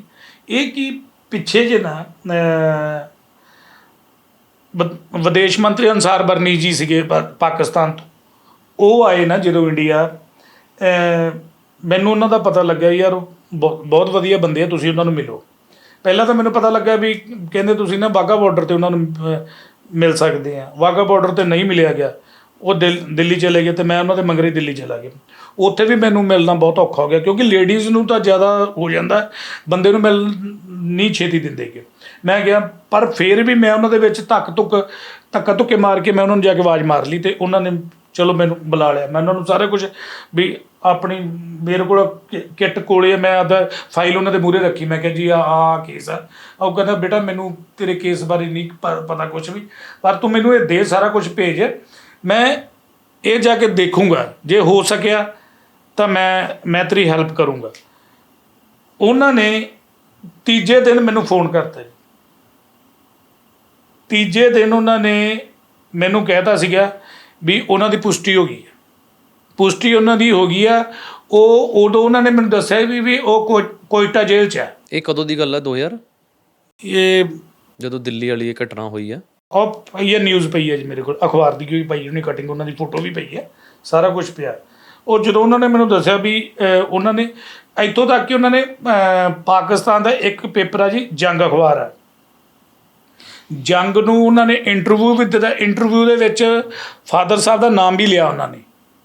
ਜਦੋਂ ਨਾਮ ਵੀ ਲਿਆ, ਉਹਨਾਂ ਨੇ ਮੈਨੂੰ ਇਹ ਆਖਿਆ, ਉਦੋਂ ਸੀਗੇ ਜਰਦਾਰੀ ਜੀ, ਉਹ ਕਹਿੰਦੇ ਜਰਦਾਰੀ ਜੀ ਨੂੰ ਆਉਂਦੇ, ਉਹ ਗਿਆ ਸੀ ਅਮਰੀਕਾ, ਕਹਿੰਦੇ ਉਹਨਾਂ ਨੂੰ ਆਉਂਦੇ, ਅੱਲਾ ਨੇ ਚਾਹਿਆ ਤਾਂ ਕਹਿੰਦਾ ਤੇਰੀ ਹਫ਼ਤੇ ਦੇ ਅੰਦਰ ਕਹਿੰਦਾ ਤੇਰੇ ਫਾਦਰ ਸਾਹਿਬ ਦੀ ਰਿਲੀਜ਼ਿੰਗ ਹੋ ਜਾਊਗੀ, ਵੀ ਇਹ ਤੁਹਾਡੇ ਵਿੱਚ ਬੈਠੇ ਹੋਣਗੇ। ਕਿਸਮਤ ਮਾੜੀ ਹੈ ਇਹੋ ਜੀ, 3 ਦਿਨਾਂ ਬਾਅਦ ਲਦੇਨ ਨੂੰ ਮਾਰ ਦਿੰਦੇ ਆ ਜੀ। ਉਦੋਂ ਉਹ ਤੁਸੀਂ ਹਿਸਾਬ ਲਾ ਲਓ ਕਿਹੜੇ ਸਨ 'ਚ ਸੀਗਾ। ਲਦੇਨ ਨੂੰ ਜਦੋਂ ਮਾਰਤਾ, ਸਾਰਾ ਪ੍ਰੋਸੈਸ ਫੇਰ ਰੁਕ ਗਿਆ। ਨਹੀਂ, ਉਹ ਤਾਂ ਵਧੀਆ ਕੀਤਾ, ਮਾਰਤਾ ਸੀਗਾ। ਤੇ ਕਿਸਮਤ ਮਾੜੀ ਵਾਲੀ ਗੱਲ, ਕਿਸਮਤ ਮਾੜੀ ਸਾਡੀ ਤਾਂ ਹੋ ਗਈ ਨਾ ਕਿ ਉਸ ਸਿਚੁਏਸ਼ਨ ਦੇ ਵਿੱਚ ਸਾਰਾ ਵੀ ਜਦੋਂ ਵੀ ਉਹਨੂੰ ਮਾਰਿਆ ਹੁੰਦਾ, ਕਿਤੇ ਅਲੱਗ ਮਾਰਿਆ ਹੁੰਦਾ, ਉਹ ਵੀ ਉਹਦਾ ਜਿਹੜਾ ਹਰਜਾਨਾ ਸਾਨੂੰ ਭਰਨਾ ਪਿਆ ਜੀ, ਕਿਉਂਕਿ ਉਹ ਜਿਹੜੇ ਫੋਨ ਵਗੈਰਾ ਸਾਰੇ ਸਭ ਉੱਥੇ ਠੱਪ ਹੋ ਗਏ ਜੀ। ਉਸ ਤੋਂ ਬਾਅਦ ਵੀ ਕੋਈ ਗੱਲ ਅੱਗੇ ਨਹੀਂ ਵਧੀ, ਉਸ ਤੋਂ ਬਾਅਦ ਗੱਲ ਉੱਥੇ ਰੁਕ ਗਈ, ਉਹ ਸਾਰੀ ਕਹਾਣੀ ਉੱਥੇ ਰੁਕ ਗਈ ਜੀ। ਤੁਹਾਡੇ ਪਰਿਵਾਰ 'ਚ ਐਸਾ ਕਿਹੜਾ ਖੂਨ ਆ ਭੈਣੇ ਜਿਹੜਾ ਤੁਸੀਂ ਆਪਣੇ ਦਾਦਾ ਜੀ ਨੂੰ ਨਹੀਂ ਛੱਡ ਪਾ ਰਹੇ, ਆਪਣੇ ਪਾਪਾ ਨੂੰ ਨਹੀਂ ਛੱਡ ਪਾ ਰਹੇ? ਇੱਥੇ ਕੁੜੀਆਂ ਅੱਜ ਕੱਲ੍ਹ, ਚਲੋ ਮੈਂ ਸਾਰੀ ਕੁੜੀਆਂ ਦੀ ਗੱਲ ਨਹੀਂ ਕਰਦਾ, ਉਹ ਇੱਕਦਮ ਦੂਜੇ ਘਰ ਜਾਂਦੀਆਂ ਨੇ, ਆਪਣੀ ਮਰਜ਼ੀ ਨਾਲ ਵਿਆਹ ਕਰਦੀਆਂ ਨੇ। ਕਿਹੜਾ ਪਿਓ, ਕਿਹੜੀ ਮਾਂ, ਕਿਹੜਾ ਦਾਦਾ, ਕਿਹੜਾ ਦਾਦੀ? ਤੁਸੀਂ ਕਿਸ ਖੂਨ ਆ ਤੁਹਾਡੇ ਅੰਦਰ ਜਿਹੜਾ ਤੁਸੀਂ ਹੁਣ ਤੱਕ 50 ਸਾਲ ਪਹਿਲਾਂ ਗਵਾਚੇ? ਇੱਕ ਮਤਲਬ ਉਹਨਾਂ ਦੇ ਵੀ ਕਰਮ ਨੇ, ਜਾਂ ਕੀ ਤੁਹਾਡੇ ਪਰਿਵਾਰਾਂ 'ਚ ਚੱਲਦਾ ਆ ਰਿਹਾ? ਐਸਾ ਕੀ ਹੈ ਤੁਹਾਡੇ 'ਚ ਜਿਹੜਾ ਤੁਸੀਂ ਇੰਨਾ ਉਹਨਾਂ ਨੂੰ ਪਿਆਰ ਕਰ ਰਹੇ ਹੋ, ਔਰ 21 ਸਾਲ ਤੁਹਾਨੂੰ ਹੋ ਚੁੱਕੇ ਨੇ ਦੁਨੀਆ 'ਚ ਆਏ, ਔਰ ਤੁਸੀਂ ਉਹਨਾਂ ਨੂੰ ਦੇਖਿਆ ਵੀ ਨਹੀਂ, ਫਿਰ ਵੀ ਇੰਨਾ ਪਿਆਰ ਕਰਦੇ ਹੋ ਉਹਨਾਂ ਨੂੰ, ਹਰ ਜਗ੍ਹਾ 'ਤੇ ਰੀਚ ਕਰ ਰਹੇ ਹੋ, ਹਰ ਨਿਊਜ਼ ਚੈਨਲ 'ਤੇ ਰੀਚ ਕਰ ਰਹੇ ਹੋ, ਜਿੱਥੇ ਕੋਈ ਉਮੀਦ ਦੀ ਕਿਰਨ ਉੱਥੇ ਜਾ ਰਹੇ ਹੋ? ਇਹਦਾ ਕਾਰਨ ਕੀ ਹੈ? ਜਿਸ ਖੂਨ ਨਾਲ ਉਹ ਫੌਜ 'ਚ ਗਏ, ਸਾਰੀ ਸਜ਼ਾ ਭੋਗ ਰਹੇ ਆ। ਜਿਸ ਖੂਨ ਨਾਲ ਮੇਰੀ ਦਾਦੀ ਇੰਤਜ਼ਾਰ ਕਰਦੇ ਪਏ ਆ ਪਾਪਾ ਦਾ ਜਨਮ ਹੋਇਆ, ਉਸੇ ਖੂਨ 'ਚ ਹੀ ਮੈਂ। ਮੇਰੇ ਕੋਲ ਇਹਦਾ ਆਨਸਰ ਨਹੀਂ ਹੈਗਾ। ਤੇ ਨਾ ਮੈਨੂੰ ਤੁਸੀਂ ਪਹਿਲਾਂ ਵੀ ਕੁਐਸਚਨ ਕੀਤਾ ਕਿ ਇਹਨਾਂ ਦਾ ਕਾਰਨ ਕੀ ਹੋ ਸਕਦਾ, ਇਹਨਾਂ ਦੀ ਦੁਸ਼ਮਣੀ ਦਾ। ਜੇ ਕਾਰਨ ਵੀ ਪਤਾ ਹੁੰਦਾ ਸ਼ਾਇਦ ਕਿਤੇ ਨਾ ਕਿਤੇ ਅਸੀਂ ਉਮੀਦ ਵੀ ਛੱਡ ਦਿੰਦੇ। ਮੈਨੂੰ ਤਾਂ ਇੱਕ ਵਾਰੀ ਇਹ ਲੱਗ ਰਿਹਾ ਕਿ ਮੈਂ ਬਸ ਪੌਡਕਾਸਟ ਖਤਮ ਕਰਕੇ ਤੁਹਾਡੇ ਨਾਲ ਚੱਲਣਾ ਬਾਰਡਰ ਤੇ ਕਹਾਂ ਕਿ ਯਾਰ ਸਾਡਾ ਬੰਦਾ ਮੋੜੋ, ਕਿਉਂਕਿ ਬੜੀ ਇਮੋਸ਼ਨਲ ਮੂਮੈਂਟ ਹੈ। ਤੁਸੀਂ ਰਿਸ਼ਤਿਆਂ ਨੂੰ ਇਸ ਪੌਡਕਾਸਟ ਤੋਂ ਬਾਅਦ ਮੈਨੂੰ ਨਹੀਂ ਪਤਾ ਕੁਰਬਾਨੀਆਂ ਬਹੁਤ ਦਿੱਤੀਆਂ ਜੀ। ਉਹਨਾਂ ਨੂੰ ਲੱਭਦੇ ਇਹਦੀ ਮਦਰ ਵੀ ਐਕਸਪਾਇਰ ਹੋ ਗਈ। ਇਹ ਮੇਰਾ ਪਹਿਲਾ ਪੌਡਕਾਸਟ ਹੈ ਜਿਹਦੇ ਵਿੱਚ ਮੈਂ ਕੈਮਰੇ ਭੁੱਲ ਚੁੱਕਾ ਅਤੇ ਮੈਂ ਸੁਣ ਰਿਹਾ ਕਿ ਇੱਦਾਂ ਦੀ ਮੁਹੱਬਤ ਵੀ ਹੁੰਦੀ ਹੈ। ਇੱਕ ਅਸਲ ਪਿਆਰ, ਇੱਕ ਪਿਆਰ ਅੱਜ ਕੱਲ੍ਹ ਜਿਹੜਾ ਰੀਲਾਂ 'ਤੇ ਚੱਲਦਾ ਉਹ ਤਾਂ ਕੁਛ ਵੀ ਨਹੀਂ ਹੈ ਇਸ ਪਿਆਰ ਦੇ ਮੂਹਰੇ, ਤਾਂ ਜ਼ੀਰੋ ਹੈ। ਮਤਲਬ ਕੋਈ ਖੜਦਾ ਵੀ ਨਹੀਂ ਉਸ ਪਿਆਰ ਮੂਹਰੇ ਜੋ ਤੁਸੀਂ ਇੱਕ ਐਗਜ਼ਾਮਪਲ ਸੈੱਟ ਕਰ ਰਹੇ ਹੋ। ਅਸਲ ਮਕਸਦ ਦੱਸ ਰਹੇ ਹੋ ਲੋਕਾਂ ਨੂੰ ਕਿ ਪਿਆਰ ਹੁੰਦਾ ਕੀ ਹੈ। ਇੱਕ ਘਰ ਦੇ ਜੀਅ ਨਾਲ, ਇੱਕ ਪਿਓ ਨਾਲ, ਇੱਕ ਦਾਦੇ ਨਾਲ, ਇੱਕ ਚਾਚੇ ਨਾਲ, ਇੱਕ ਚਾਚੀ ਨਾਲ, ਇੱਕ ਜਿਹੜੇ ਰਿਸ਼ਤੇ, ਸਭ ਤੋਂ ਵੱਡਾ ਰਿਸ਼ਤਾ ਚਲੋ ਇਨਸਾਨੀਅਤ ਦਾ, ਪਰ ਜਿਹੜੇ ਬੱਚਾ ਸਿੱਖਦਾ ਰਿਸ਼ਤੇ ਕਿ ਮੇਰਾ ਪਿਓ ਹੈ, ਮੇਰੀ ਮਾਂ ਹੈ, ਮੇਰਾ ਦਾਦਾ ਹੈ, ਉਸ ਰਿਸ਼ਤਿਆਂ ਦੇ ਵਿੱਚ ਇਹ ਚੀਜ਼ ਆਉਣੀ ਹੈ ਬਹੁਤ ਡੀਪ ਹੈ। ਔਰ ਮੈਨੂੰ ਲੱਗਦਾ ਕਿ ਮੈਂ ਜਿੱਥੇ ਵੀ ਤੁਹਾਡੇ ਕੰਮ ਆ ਸਕਾਂ, ਕਿਉਂਕਿ ਮੈਨੂੰ ਵੀ ਹਮੇਸ਼ਾ ਸ਼ੁਰੂ ਤੋਂ ਇਹੀ ਰਿਹਾ ਕਿ ਜਿਹੜੇ 90% ਲੋਕ ਨੇ ਨਾ, ਭਾਵੇਂ ਉਹ ਪਾਕਿਸਤਾਨ ਦੇ ਨੇ ਭਾਵੇਂ ਉਹ ਇੰਡੀਆ ਦੇ ਨੇ, ਉਹ ਕਦੀ ਵੀ ਨਹੀਂ ਚਾਹੁੰਦੇ ਕਿ ਇਹ ਬਾਰਡਰਾਂ ਦੀ ਰਾਜਨੀਤੀ ਹੋਵੇ। ਬਿਲਕੁਲ ਸਹੀ ਗੱਲ ਆ ਸਰ, ਬਿਲਕੁਲ ਸਹੀ ਗੱਲ ਆ। ਤੇ ਇੱਕ ਚੀਜ਼ ਹੋਰ ਦੇਖੀ ਜਾਵੇ, ਜਿੱਦਾਂ ਕਿ ਹੁਣ ਤੁਸੀਂ ਕਹਿੰਦੇ ਹੋ ਕਿ ਬੱਚਾ ਜੋ ਕਹਿੰਦੇ ਹੁੰਦੇ ਆ ਨਾ, ਬ੍ਰਿੰਕਅਪ ਹੁੰਦੀ ਆ ਉਹਦੀ, ਤੇ ਇੱਕ ਬਲੈਂਕ ਪੇਜ ਵਾਲਾ ਮਾਈਂਡ ਹੁੰਦਾ। ਹੁਣ ਮੇਰੀ ਜਿੰਨੀ ਅਪਬ੍ਰਿੰਗਿੰਗ ਆ ਉਹਦੇ 'ਚ ਮੈਂ ਸਾਰਾ ਕੁਝ ਇਹੀ ਦੇਖਿਆ ਕਿ ਪੁੱਤ ਆ ਸਾਡਾ ਇੱਕ ਮਿਸ਼ਨ ਹੈ, ਆ ਸਾਡਾ ਇੱਕ ਇੱਦਾਂ ਚੱਲ ਰਿਹਾ। ਤੇ ਤੇਰੇ ਦਾਦਾ ਜੀ ਨੇ BSF ਦੇ ਜਵਾਨ ਸੀਗੇ ਤੇ ਉਹਨਾਂ ਨੇ ਇੱਦਾਂ 1971 ਦੀ ਵਾਰ 'ਚ ਉਹ ਕੈਪਚਰ ਹੋ ਚੁੱਕੇ ਆ। ਤਾਂ ਮੇਰੇ ਲਈ ਉਹ ਇੱਕ ਬਹੁਤ ਵੱਡਾ ਪ੍ਰਾਊਡ ਦੀ ਗੱਲ ਤਾਂ ਹੈਗੀ ਆ। ਬਟ ਇਹਦਾ ਜਿਹੜਾ ਸਾਨੂੰ ਡਰਾਬੈਕ ਝੱਲਣਾ ਪੈ ਰਿਹਾ, ਇਹ ਇੱਕ ਬਹੁਤ ਹੀ ਸਰਕਾਰਾਂ ਲਈ ਬਹੁਤ ਹੀ ਸ਼ਰਮਨਾਕ ਗੱਲ। ਤੁਸੀਂ ਭਾਜੀ ਐਸੀ ਕਿਹੜੀ ਪਰਵਰਿਸ਼ ਦਿੱਤੀ ਹੈ ਇਹਨਾਂ ਨੂੰ, ਬੱਚਿਆਂ ਨੂੰ? ਇੱਕੋ ਬੇਟੀ ਤੁਹਾਡੀ? ਨਹੀਂ, ਬੇਟੀਆਂ ਦੋ ਹੈ ਜੀ ਮੇਰੀ। ਦੋ। ਐਸੀ ਕਿਹੜੀ ਪਰਵਰਿਸ਼ ਦਿੱਤੀ ਹੈ? ਪਲੀਜ਼ ਤੁਸੀਂ ਕੈਮਰੇ ਮੂਹਰੇ ਦੀ ਪਰਵਰਿਸ਼ 'ਚ ਕੁਝ ਚਾਨਣਾ ਪਾਓ ਕਿ ਬੇਟੀਆਂ ਹੀ ਤੁਹਾਡੀਆਂ ਕਰਮਾਂ ਵਾਲੀਆਂ ਨੇ ਕਿ ਤੁਸੀਂ ਪਰਵਰਿਸ਼ ਇੱਦਾਂ ਦੀ ਦਿੱਤੀ ਹੈ। ਮੇਰੇ ਕੱਲ੍ਹ ਰਾਤੀ ਘਰੇ ਗੱਲ ਚੱਲ ਰਹੀ ਸੀ ਪਾਪਾ ਮੰਮਾ 'ਚ, ਅਤੇ ਉਹ ਗੱਲ ਕਰ ਰਹੇ ਸੀ। ਲੋਕ ਪੁੱਛਦੇ ਨੇ ਮੇਰੀ ਮਦਰ ਨੂੰ ਕਿ ਕੀ ਖਾ ਕੇ ਪੈਦਾ ਕੀਤਾ ਅਨਮੋਲ ਨੂੰ, ਜਾਂ ਤੁਹਾਡੇ ਘਰੇ ਕੀ ਮਾਹੌਲ ਚੱਲਦਾ ਹੈ, ਐਸੀ ਕੀ ਪਰਵਰਿਸ਼ ਹੈ। ਤਾਂ ਮੇਰੀ ਮੰਮਾ ਕਹਿੰਦੇ ਕਿ ਮੇਰੇ ਦੋ ਬੱਚੇ ਨੇ, ਦੋਨਾਂ ਦੀ ਆਪਸ 'ਚ ਨਹੀਂ ਰਲਦੀ, ਸੋਚ ਨਹੀਂ ਰਲਦੀ ਜਾਂ ਉਹਨਾਂ ਦੇ ਵਿਚਾਰ ਨਹੀਂ ਰਲਦੇ। ਤੁਸੀਂ ਕਿਵੇਂ ਕਰ ਰਹੇ ਹੋ? ਦੇਖੋ ਜੀ, ਮੈਂ ਤਾਂ ਅੱਗੇ ਵੀਰ ਨਾਲ ਗੱਲ ਇਹੀ ਹੋਈ ਸੀਗੀ। ਮੈਂ ਕਿਹਾ ਵੀ ਜਿੰਨਾ ਮੈਨੂੰ ਬੱਚਿਆਂ ਨੂੰ ਜਦੋਂ ਇਹਨਾਂ ਦਾ ਟਾਈਮ ਸੀ, ਜਿੰਨਾ ਸਹੀ ਮੈਨੂੰ ਇਹਨਾਂ ਨੂੰ ਟਾਈਮ ਦੇਣਾ ਚਾਹੀਦਾ ਸੀ, ਮੇਰੇ ਤੋਂ ਉਹ ਵੀ ਦਿੱਤਾ ਨਹੀਂ ਗਿਆ। ਦਿੱਤਾ ਕਿਉਂ ਨਹੀਂ ਗਿਆ ਗਾ? ਕਿਉਂਕਿ ਜਦੋਂ ਇਹ ਛੋਟੇ ਸੀ ਉਦੋਂ ਹੀ ਫਾਦਰ ਸਾਹਿਬ ਦਾ ਮਿਸ਼ਨ ਸ਼ੁਰੂ ਹੋ ਗਿਆ। ਕਿਉਂਕਿ ਜਿਹੜਾ ਸਹੀ ਟਾਈਮ ਦੇਣਾ, ਜਾਂ ਨਾ ਤਾਂ ਮੇਰਾ ਆਪਦੇ ਕੰਮਕਾਰ ਨੂੰ ਟਾਈਮ ਦਿੱਤਾ ਗਿਆ, ਨਾ ਮੇਰਾ ਇਹਨਾਂ ਨੂੰ ਟਾਈਮ ਦਿੱਤਾ ਗਿਆ। ਕਿਉਂਕਿ ਜਦੋਂ ਚੱਲ ਪਈਦਾ ਸੀਗਾ ਵੀ ਜਿੱਤੋਂ ਯਾਰ ਕਿਤੋਂ ਤਾਂ ਆਸ ਮਿਲ ਜੇ, ਬਿਲਕੁਲ ਕਿਤੇ ਬੜੀਆਂ ਕਿਤੋਂ ਕੋਈ ਕਲੂ ਮਿਲਣਾ, ਕਦੇ ਕਿਤੇ ਜਾਣਾ, ਕਦੇ ਕਿਤੇ ਜਾਣਾ। ਮੇਰੇ ਹਿਸਾਬ ਨਾਲ ਜਿਵੇਂ ਕਹਿੰਦੇ ਹੁੰਦੇ ਵੀ ਸੰਤਰੀ ਤੋਂ ਲੈ ਕੇ ਮੰਤਰੀ ਤੱਕ ਅਸੀਂ ਕੋਈ ਨਹੀਂ ਛੱਡਿਆ ਜੀ ਜਿਹਦੇ ਅਸੀਂ ਪੈਰ ਨਹੀਂ ਫੜੇਗੇ। ਠੀਕ ਹੈ, ਸੂਬਾ ਸਰਕਾਰਾਂ ਦੇ ਵੀ ਤਰਲੇ ਅਸੀਂ ਬਹੁਤ ਮਾਏ ਆ। ਠੀਕ ਹੈ, ਹਰ ਕੈਂਡਲ ਮਾਰਚ ਮੈਂ ਕੱਢਿਆ ਜੀ, ਧਰਨੇ ਮੈਂ ਲਾਏ ਜੀ, ਰੈਲੀਆਂ ਮੈਂ ਕੀਤੀਆਂ ਜੀ, ਪਰ ਨੋ ਰਿਜ਼ਲਟ ਕੋਈ ਨਹੀਂ। ਮੈਂ ਨਾ ਹਮੇਸ਼ਾ ਗੱਲ ਕਰਦਾ ਹੁੰਦਾ ਸਮਾਜ 'ਚ ਨਾ, ਜਿਵੇਂ ਅਸੀਂ ਇੱਕ NGO ਚਲਾਉਂਦੇ ਹਾਂ, ਤਾਂ ਮੈਂ ਬੜੇ ਤਰ੍ਹਾਂ ਦੇ ਬੱਚਿਆਂ ਨੂੰ ਮਿਲਦਾ। ਆਪਣੇ ਮਾਂ-ਬਾਪ ਨੂੰ ਕੁੱਟਦੇ ਨੇ, ਮਾਰਦੇ ਨੇ, ਖਾਣਾ ਨਹੀਂ ਦਿੰਦੇ, ਬੜਾ ਕੁਛ ਕਰਦੇ ਨੇ। ਪਰ ਅੱਜ ਤੁਹਾਨੂੰ ਦੇਖ ਕੇ ਨਾ ਮੈਂ ਇਹ ਕਹਿਣ ਲਈ ਮਜਬੂਰ ਹੋ ਗਿਆ ਕਿ ਸਮਾਜ ਦੇ ਵਿੱਚ ਹਰ ਤਰ੍ਹਾਂ ਦੇ ਲੋਕ ਨੇ। ਕਦੀ ਵੀ ਜੱਜਮੈਂਟ ਨਹੀਂ ਦੇਣੀ ਚਾਹੀਦੀ ਕਿ ਅੱਜ ਕੱਲ੍ਹ, ਜਦੋਂ ਆਪਾਂ ਹਰ ਵਾਰੀ ਗੱਲ ਕਰਦੇ ਹਾਂ, ਅੱਜ ਕੱਲ੍ਹ ਯੰਗਸਟਰ ਬੜੇ ਤੇਜ਼ ਹੋ ਗਏ, ਅੱਜ ਕੱਲ੍ਹ ਦੀ ਕੁੜੀਆਂ ਬਹੁਤ ਮਾਡਰਨ ਹੋ ਗਈਆਂ, ਅੱਜ ਕੱਲ੍ਹ ਮੁੰਡੇ ਨਹੀਂ ਮਾਂ-ਬਾਪ ਨੂੰ ਪੁੱਛਦੇ। ਪਰ ਤੁਹਾਨੂੰ ਮਿਲਣ ਤੋਂ ਬਾਅਦ ਲੱਗ ਰਿਹਾ ਮੈਨੂੰ ਕਿ ਇਹ ਸੋਸਾਇਟੀ ਦੇ ਵਿੱਚ ਕੋਈ ਵੀ ਸਟੇਟਮੈਂਟ ਦੇਣ ਤੋਂ ਪਹਿਲਾਂ ਚੰਗੀ ਤਰ੍ਹਾਂ ਦੁਨੀਆ ਦੇਖ ਲਓ। ਜਿਹੜੇ ਇੱਕ ਤਰਫਾ ਸਟੇਟਮੈਂਟ ਦਿੰਦੇ ਨੇ, ਮਤਲਬ ਉਹਨਾਂ ਨੇ ਅਜੇ ਦੁਨੀਆ ਨਹੀਂ ਦੇਖੀ। ਨਹੀਂ ਜੀ। ਔਰ ਤੁਹਾਨੂੰ ਮਿਲਣ ਤੋਂ ਬਾਅਦ ਪਤਾ ਨਹੀਂ ਮੈਨੂੰ ਕਿਉਂ ਬਾਰ-ਬਾਰ ਐਂ ਲੱਗ ਰਿਹਾ ਕਿ ਦੁਨੀਆ ਦਾ ਇੱਕ ਚਿਹਰਾ ਇਹ ਵੀ ਹੈ ਜੀ। ਦੇਖੋ ਜੀ, ਹਰ ਵਾਰ ਉਹੀ ਗੱਲ ਹੈ, ਤੁਸੀਂ ਮੰਨਣਾ ਨਹੀਂ, ਕਰਵਾ ਚੌਥ ਦਾ ਵਰਤ ਮੇਰੀ ਮਦਰ ਅੱਜ ਵੀ ਰੱਖਦੀ ਹੈ। ਦੇਖ ਲਓ ਕਿੰਨੀ ਏਜ ਹੋ ਗਈ, ਅੱਜ ਵੀ ਉਹਨੇ ਵਰਤ ਨਹੀਂ ਰੱਖਿਆ। ਕਰਵਾ ਚੌਥ ਦਾ ਛੱਡਿਆ ਨਹੀਂ, ਉਹਨੇ ਰੱਖਣਾ ਹੀ ਰੱਖਣਾ। ਤੁਸੀਂ ਕਿੰਨੇ ਸਾਲ ਦੇ ਸੀ ਭਾਜੀ ਜਦੋਂ ਦਾਦਾ ਜੀ ਨੂੰ ਲਾਸਟ ਵਾਰ ਦੇਖਿਆ ਸੀ? ਮੇਰੇ ਫਾਦਰ ਸਾਹਿਬ, ਮੈਂ ਮਹੀਨੇ ਕੁ ਦਾ ਸੀਗਾ ਜੀ। ਤੁਹਾਡੇ ਫਾਦਰ ਸਾਹਿਬ, ਸੌਰੀ, ਤੁਹਾਡੇ ਦਾਦਾ ਜੀ ਨੇ, ਤੁਸੀਂ ਤਾਂ ਦੇਖਿਆ ਹੀ ਨਹੀਂ। ਨਹੀਂ। ਤੁਸੀਂ ਗੱਲਾਂ ਸੁਣਦੇ ਹੋ ਆਪਣੇ ਦਾਦਾ ਜੀ ਦੀਆਂ? ਹਾਂਜੀ। ਕੀ ਦੱਸਦੇ ਨੇ ਦਾਦੀ ਤੁਹਾਨੂੰ? ਮਤਲਬ ਦੱਸਦੇ ਆ ਬਹੁਤ ਵੀ ਠੀਕ ਸੀਗੇ, ਵੀ ਸਪੋਰਟਸਮੈਨ ਸੀਗੇ ਉਹ ਵੀ। ਚਲੋ ਮੇਰਾ ਵੀ ਸੀਗਾ ਇਸੇ ਚੀਜ਼ 'ਚ ਹੀ ਧਿਆਨ ਜ਼ਿਆਦਾ। ਮੈਂ ਮੈਂ ਅੱਗੇ ਵੀਰ ਜੀ ਨੂੰ ਦੱਸ ਗਿਆ, ਮੈਂ ਕਿਹਾ 93 ਚ ਮੈਂ ਕਿਹਾ ਮੈਂ ਮਿਸਟਰ ਫਰੀਦਕੋਟ ਸੀਗਾ। ਕੀ ਬਾਤ ਹੈ। ਬੋਡੀ ਬਿਲਡਿੰਗ 'ਚ? ਹਾਂਜੀ, ਤੇ ਉਦੋਂ ਬਾਅਦ ਮੇਰਾ ਐਕਸੀਡੈਂਟ ਹੋ ਗਿਆ ਮੇਰਾ, ਤੇ ਮੈਂ ਕਿਹਾ ਫਿਰ ਔਖਾ ਹੋ ਗਿਆ ਬਹੁਤ ਜ਼ਿਆਦਾ। ਮੈਂ ਤਾਂ ਦਿਲੋਂ ਅਰਦਾਸ ਕਰੂੰਗਾ ਜੀ ਤੁਹਾਡੇ ਦਾਦਾ ਜੀ, ਤੁਹਾਡੇ ਪਾਪਾ, ਤੁਹਾਡੇ ਦਾਦਾ ਜੀ ਮਿਲਣ। ਹੋਰ ਕਿੰਨੇ ਪਰਿਵਾਰ ਤੁਹਾਡੇ ਟੱਚ 'ਚ ਨੇ ਜਿਨ੍ਹਾਂ ਦੇ ਘਰ ਦੇ ਮਿਸਿੰਗ ਨੇ? ਪਰਿਵਾਰ ਹੈਗੇ ਜੀ ਲਗਭਗ 4 ਹੋਰ ਆ, 3 ਫੈਮਲੀਆਂ ਹੋਰ ਆ, 4 ਜੀ। ਜਿਨ੍ਹਾਂ ਦੇ ਕਿੰਨੇ ਸਾਲ ਹੋ ਗਏ ਘਰਦਿਆਂ ਨੂੰ? ਉਹ ਮੇਰੇ ਨਾਲ ਹੀ ਆ ਜੀ, ਉਹ ਮੇਰੇ ਤੋਂ ਹੀ ਪਤਾ ਲੱਗਾ ਸੀ ਉਹਨਾਂ ਨੂੰ। ਓਕੇ। ਮੈਂ ਹੀ ਦੱਸਿਆ ਸੀ ਉਹਨਾਂ ਨੂੰ, ਜਦੋਂ ਮੈਂ ਗਿਆ ਸੀ ਕਿਸੇ ਦਾ ਜਦੋਂ ਨਾਮ ਲੈਂਦੇ ਸੀ ਤਾਂ ਜਾ ਕੇ ਮੈਂ ਹੀ ਦੱਸਦਾ ਸੀ ਉਹਨਾਂ ਨੂੰ, ਮੈਂ ਹੀ ਲੱਭ ਇਕੱਠੇ ਕੀਤੇ ਆ ਸਾਰੇ। ਉਹ ਹੁਣ ਆਪਣੀ ਅਗਲੀ ਰਣਨੀਤੀ ਕੀ ਹੈ? ਹੁਣ ਆਪਾਂ ਅੱਗੇ ਕੀ ਕਰਨਾ ਹੈ ਆਪਣੇ ਦਾਦਾ ਜੀ ਨੂੰ ਲੱਭਣ ਲਈ?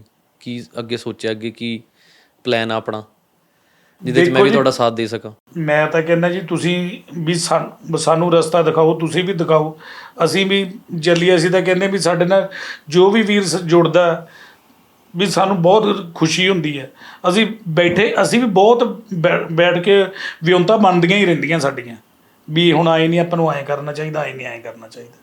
ਮੈਨੂੰ ਨਹੀਂ ਲੱਗਦਾ ਕਿ ਪੋਡਕਾਸਟ ਦੇਖਣ ਤੋਂ ਬਾਅਦ ਕੋਈ ਐਸਾ ਸ਼ਖਸ ਵੀ ਹੋਏਗਾ ਜਿਹੜਾ ਕਹੇਗਾ ਨਹੀਂ ਅਸੀਂ ਤੁਹਾਨੂੰ ਸਪੋਰਟ ਨਹੀਂ ਕਰਨੀ, ਕਿਉਂਕਿ ਮੈਂ ਪਹਿਲਾਂ ਵੀ ਦੱਸਿਆ ਸਟਾਰਟਿੰਗ ਦੇ ਵਿੱਚ ਕਿ ਆਰਮੀ ਆਫਿਸਰਸ ਲਈ ਜਾਂ BSF ਲਈ ਇੱਕ ਬਹੁਤ ਓਵਰ ਸੌਫਟ ਕਾਰਨਰ ਹੁੰਦਾ ਹਰ ਇਨਸਾਨ ਲਈ, ਕਿਉਂਕਿ ਬੜੇ ਲੋਕ ਕਹਿੰਦੇ ਨੇ ਕਿ ਇਹ ਜੌਬ ਪੈਸੇ ਲਈ ਕਰਦੇ ਨੇ, ਸਹੂਲਤਾਂ ਬਹੁਤ ਨੇ ਇਹਨਾਂ ਨੂੰ, ਜੇ ਆਰਮੀ 'ਚ ਤੁਹਾਨੂੰ ਇੰਨੀ ਦਿੱਕਤ ਹੈ, ਇੰਨਾ ਮਰਨ ਦਾ ਡਰ ਹੈ, ਫਿਰ ਕਿਉਂ ਜਾਂਦੇ ਹੋ? ਪੈਸੇ ਲਈ ਜਾਂਦੇ ਹੋ।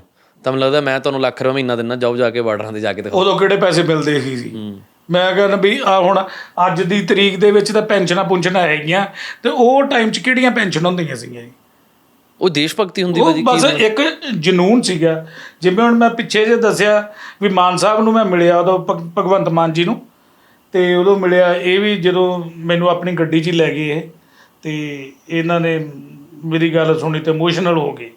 ਇਹਨਾਂ ਦੀਆਂ ਵੀ ਅੱਖਾਂ 'ਚ ਪਾਣੀ ਜਾ ਗਿਆ ਤੇ ਮੇਰੇ ਵੀ ਅਸੀਂ ਬੈਠ ਕੇ ਗੱਲਾਂ ਆਈਆਂ ਵੀ ਮੈਨੂੰ ਕਹਿੰਦੇ ਯਾਰ ਤੂੰ ਆਪਦੀ ਗੱਡੀ ਹੋਰ ਨੂੰ ਫੜਾ ਦੇ ਤੇ ਤੂੰ ਮੇਰੇ ਨਾਲ ਹੀ ਆ ਜਾ। ਮੇਰੇ ਨਾਲ ਚਲੋ ਕਰਦੇ ਇਹਨਾਂ ਨੇ ਵੀ ਲਾਈਵ ਹੋਈ ਸੀ ਇਹਨਾਂ ਨੇ ਬੜਾ ਵੀ ਦੁੱਖ ਪ੍ਰਗਟ ਕੀਤਾ ਸੀਗਾ, ਤੇ ਉਹ ਕੁਛ ਨਹੀਂ ਬਣਿਆ।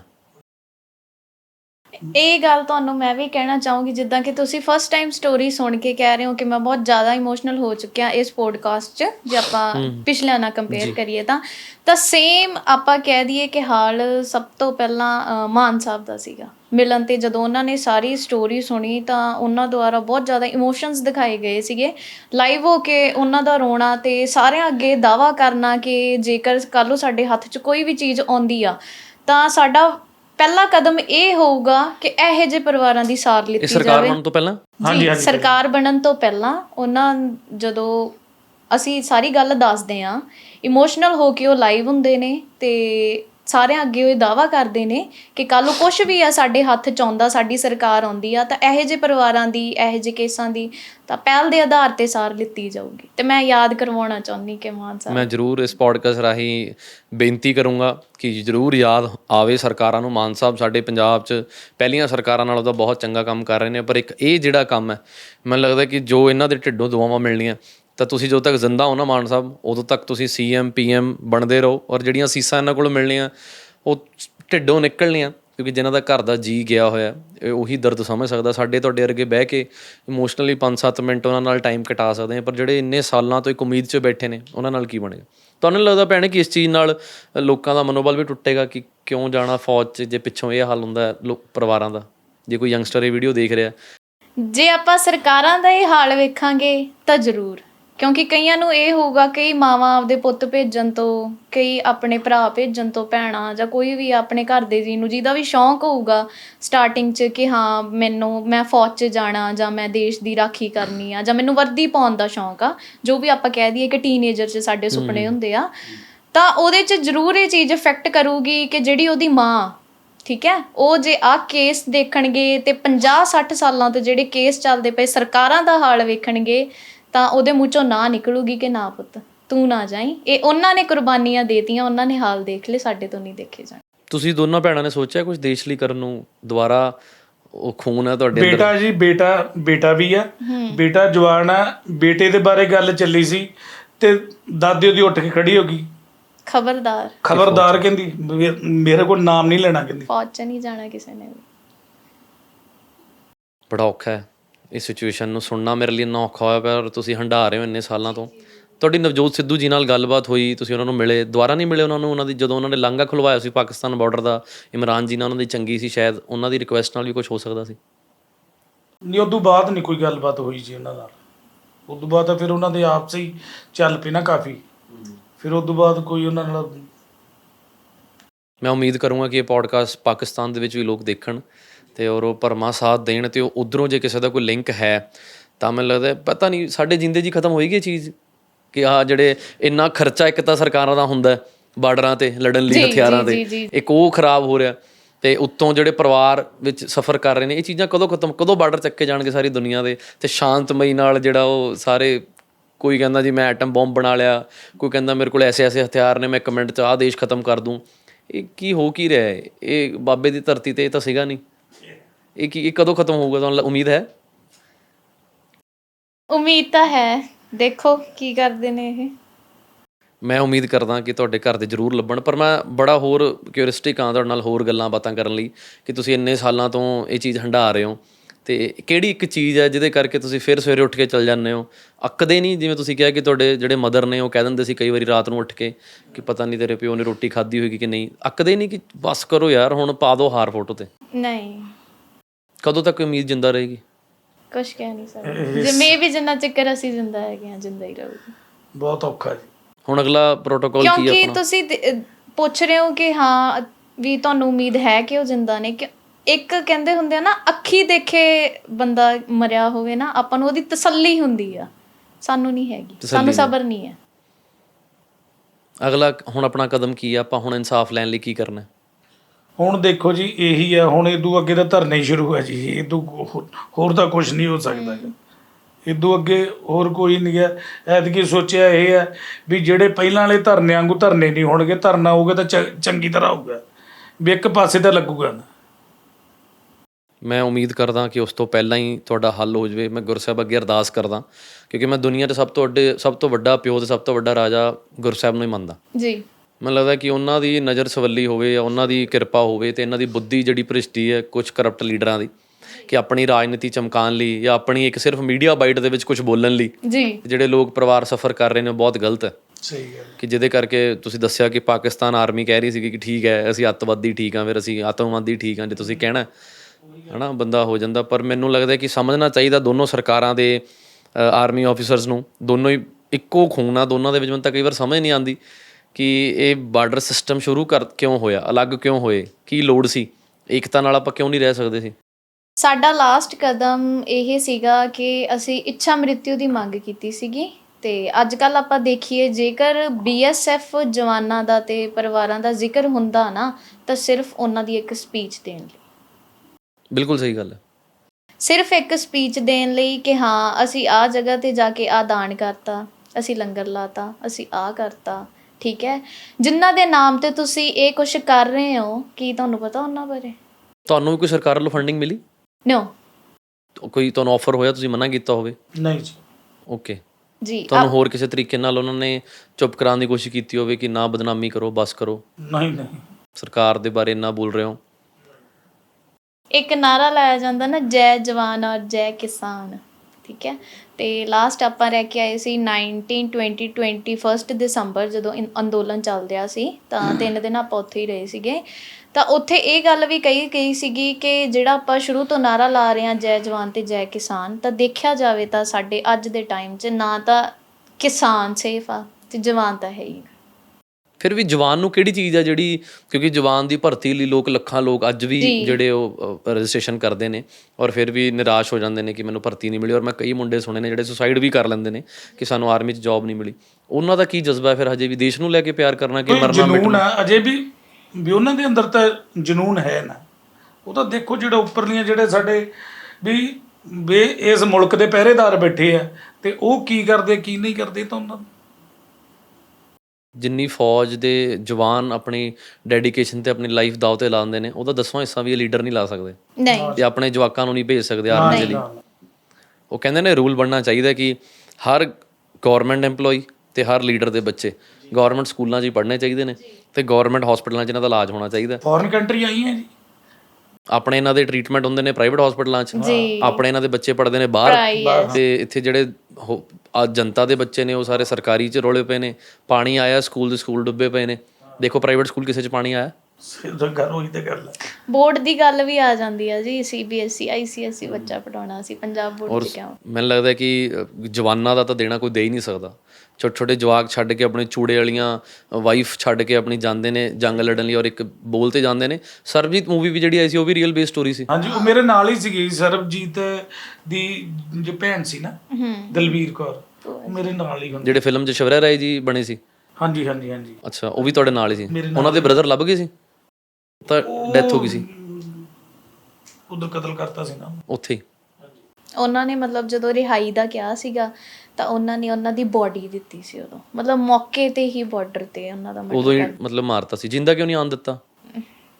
ਜਿੰਦਾ ਬਸ ਉਹਨਾਂ ਦੀ ਆਪਸੀ ਰੰਜਿਸ਼ ਸੀਗੀ ਉਹਨਾਂ ਦੀ, ਮਤਲਬ ਇੱਕ ਇਹਨਾਂ ਦੀ ਆਪਸੀ ਰੰਜਿਸ਼ਾਂ ਕਰਕੇ ਇੱਕ ਆਮ ਬੰਦਾ ਕੈਦੀ ਤੋਂ ਹੀ ਕਿਸੇ ਤੋਂ।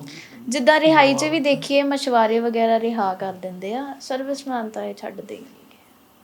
ਚਲੋ ਮੈਂ ਉਮੀਦ ਕਰਦਾ ਕਿ ਇਸ ਪੋਡਕਾਸਟ ਜ਼ਰੀਏ ਜਿਹੜੀ ਆਡੀਅנס ਹੈ ਉਹਨਾਂ ਨੂੰ ਸੁਣ ਕੇ ਤਾਂ ਥੋੜ੍ਹਾ ਸ਼ੌਕ ਲੱਗਿਆ ਹੋਵੇਗਾ ਮੇਰੇ ਵਾਂਗੂ ਵੀ, ਕਿਉਂਕਿ ਮੈਂ ਖੁਦ ਇੱਕ ਰਿਸ਼ਤੇ ਦੀ ਅਹਿਮੀਅਤ ਸਿੱਖੀ ਤੁਹਾਡੇ ਪਰਿਵਾਰ ਕੋਲੋਂ, ਕਿ ਕਿਵੇਂ ਇੱਕ ਮਿੰਟ ਲਾਉਂਦੇ ਸੀ ਰਿਸ਼ਤਾ ਤੋੜਨ ਨੂੰ, ਛੱਡਣ ਨੂੰ।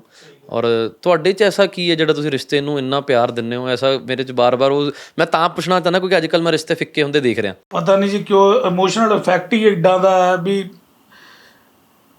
ਵੀ ਜਦੋਂ ਕੋਈ ਲੇਟ ਵੀ ਹੋ ਜਾਂਦਾ ਤਾਂ ਵੀ ਸਾਰਿਆਂ ਦੇ ਭਾਦੀ ਬਣ ਜਾਂਦੀ ਹੈ। ਮੁਹੱਬਤ ਇੱਦਾਂ ਦੀ ਹੋਣੀ ਚਾਹੀਦੀ ਹੈ।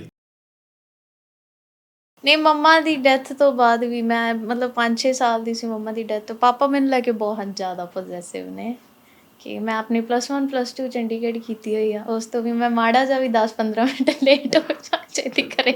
ਬਿਲਕੁਲ ਸਹੀ ਗੱਲ ਹੈ। ਐਕਚੁਅਲੀ ਪਿਆਰ, ਜਿਹੜੇ ਆਪਣੇ ਫਾਦਰ ਨੂੰ ਇੰਨਾ ਪਿਆਰ ਕਰਦੇ ਨੇ ਉਹ ਆਪ ਫਾਦਰ ਬਣਨ ਤੇ ਕਿੰਨਾ ਪਿਆਰ ਕਰਨਗੇ ਆਪਣੇ ਬੱਚਿਆਂ ਨੂੰ। ਇੱਕ ਤੁਸੀਂ ਵੇਖੋ ਅੱਜ ਕੱਲ੍ਹ ਰਿਸ਼ਤੇ ਫਿੱਕੇ ਪੈ ਰਹੇ ਕਿਉਂਕਿ ਉਹਨਾਂ ਕੋਲੇ ਹੈਗੇ ਆ। ਕੋਈ ਚੀਜ਼ ਦੂਰ ਹੋਊਗੀ ਤਾਂ ਉਹਦੀ ਵੈਲਿਊ ਦਾ ਪਤਾ ਲੱਗੂਗਾ। ਹੁਣ ਇਹਨਾਂ ਨੂੰ ਇੱਦਾਂ ਕਿ ਮੇਰੇ ਦਾਦੀ ਨੇ, ਪਾਪਾ 1.5 ਮਹੀਨੇ ਦੇ ਸੀ, ਇਹਨਾਂ ਨੇ ਇੰਨਾ ਸਟਰਗਲ ਕੀਤਾ, ਇੰਨਾ ਕੁਛ ਹੰਢਾਇਆ।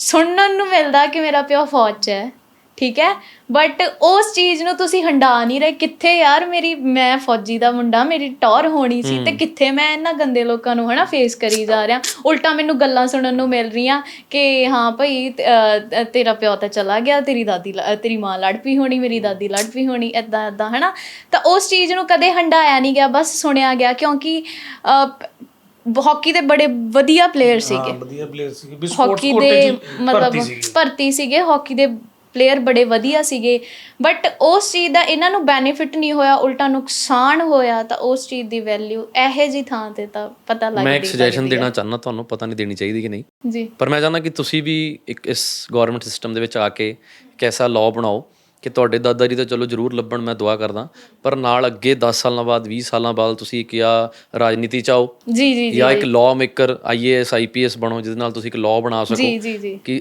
ਕੱਲ੍ਹ ਨੂੰ ਕੋਈ ਅੱਜ ਤੋਂ 20 ਸਾਲ ਬਾਅਦ ਜਾਂ 10 ਸਾਲ ਬਾਅਦ ਕੋਈ ਪਰਿਵਾਰ ਫਿਰ ਕਿਸੇ ਪੋਡਕਾਸਟ 'ਚ ਬਹਿ ਕੇ, ਮੇਰੀ ਜਗ੍ਹਾ ਕੋਈ ਹੋਰ ਹੋਏਗਾ, ਤੁਹਾਡੀ ਜਗ੍ਹਾ ਕੋਈ ਹੋਰ ਹੋਏਗਾ, ਫਿਰ ਇਹੀ ਸਟੋਰੀ ਚੱਲ ਰਹੀ ਹੋਏਗੀ ਤੇ ਇਹਨੂੰ ਦੂਰ ਹੋਇਆ ਜਾਵੇ।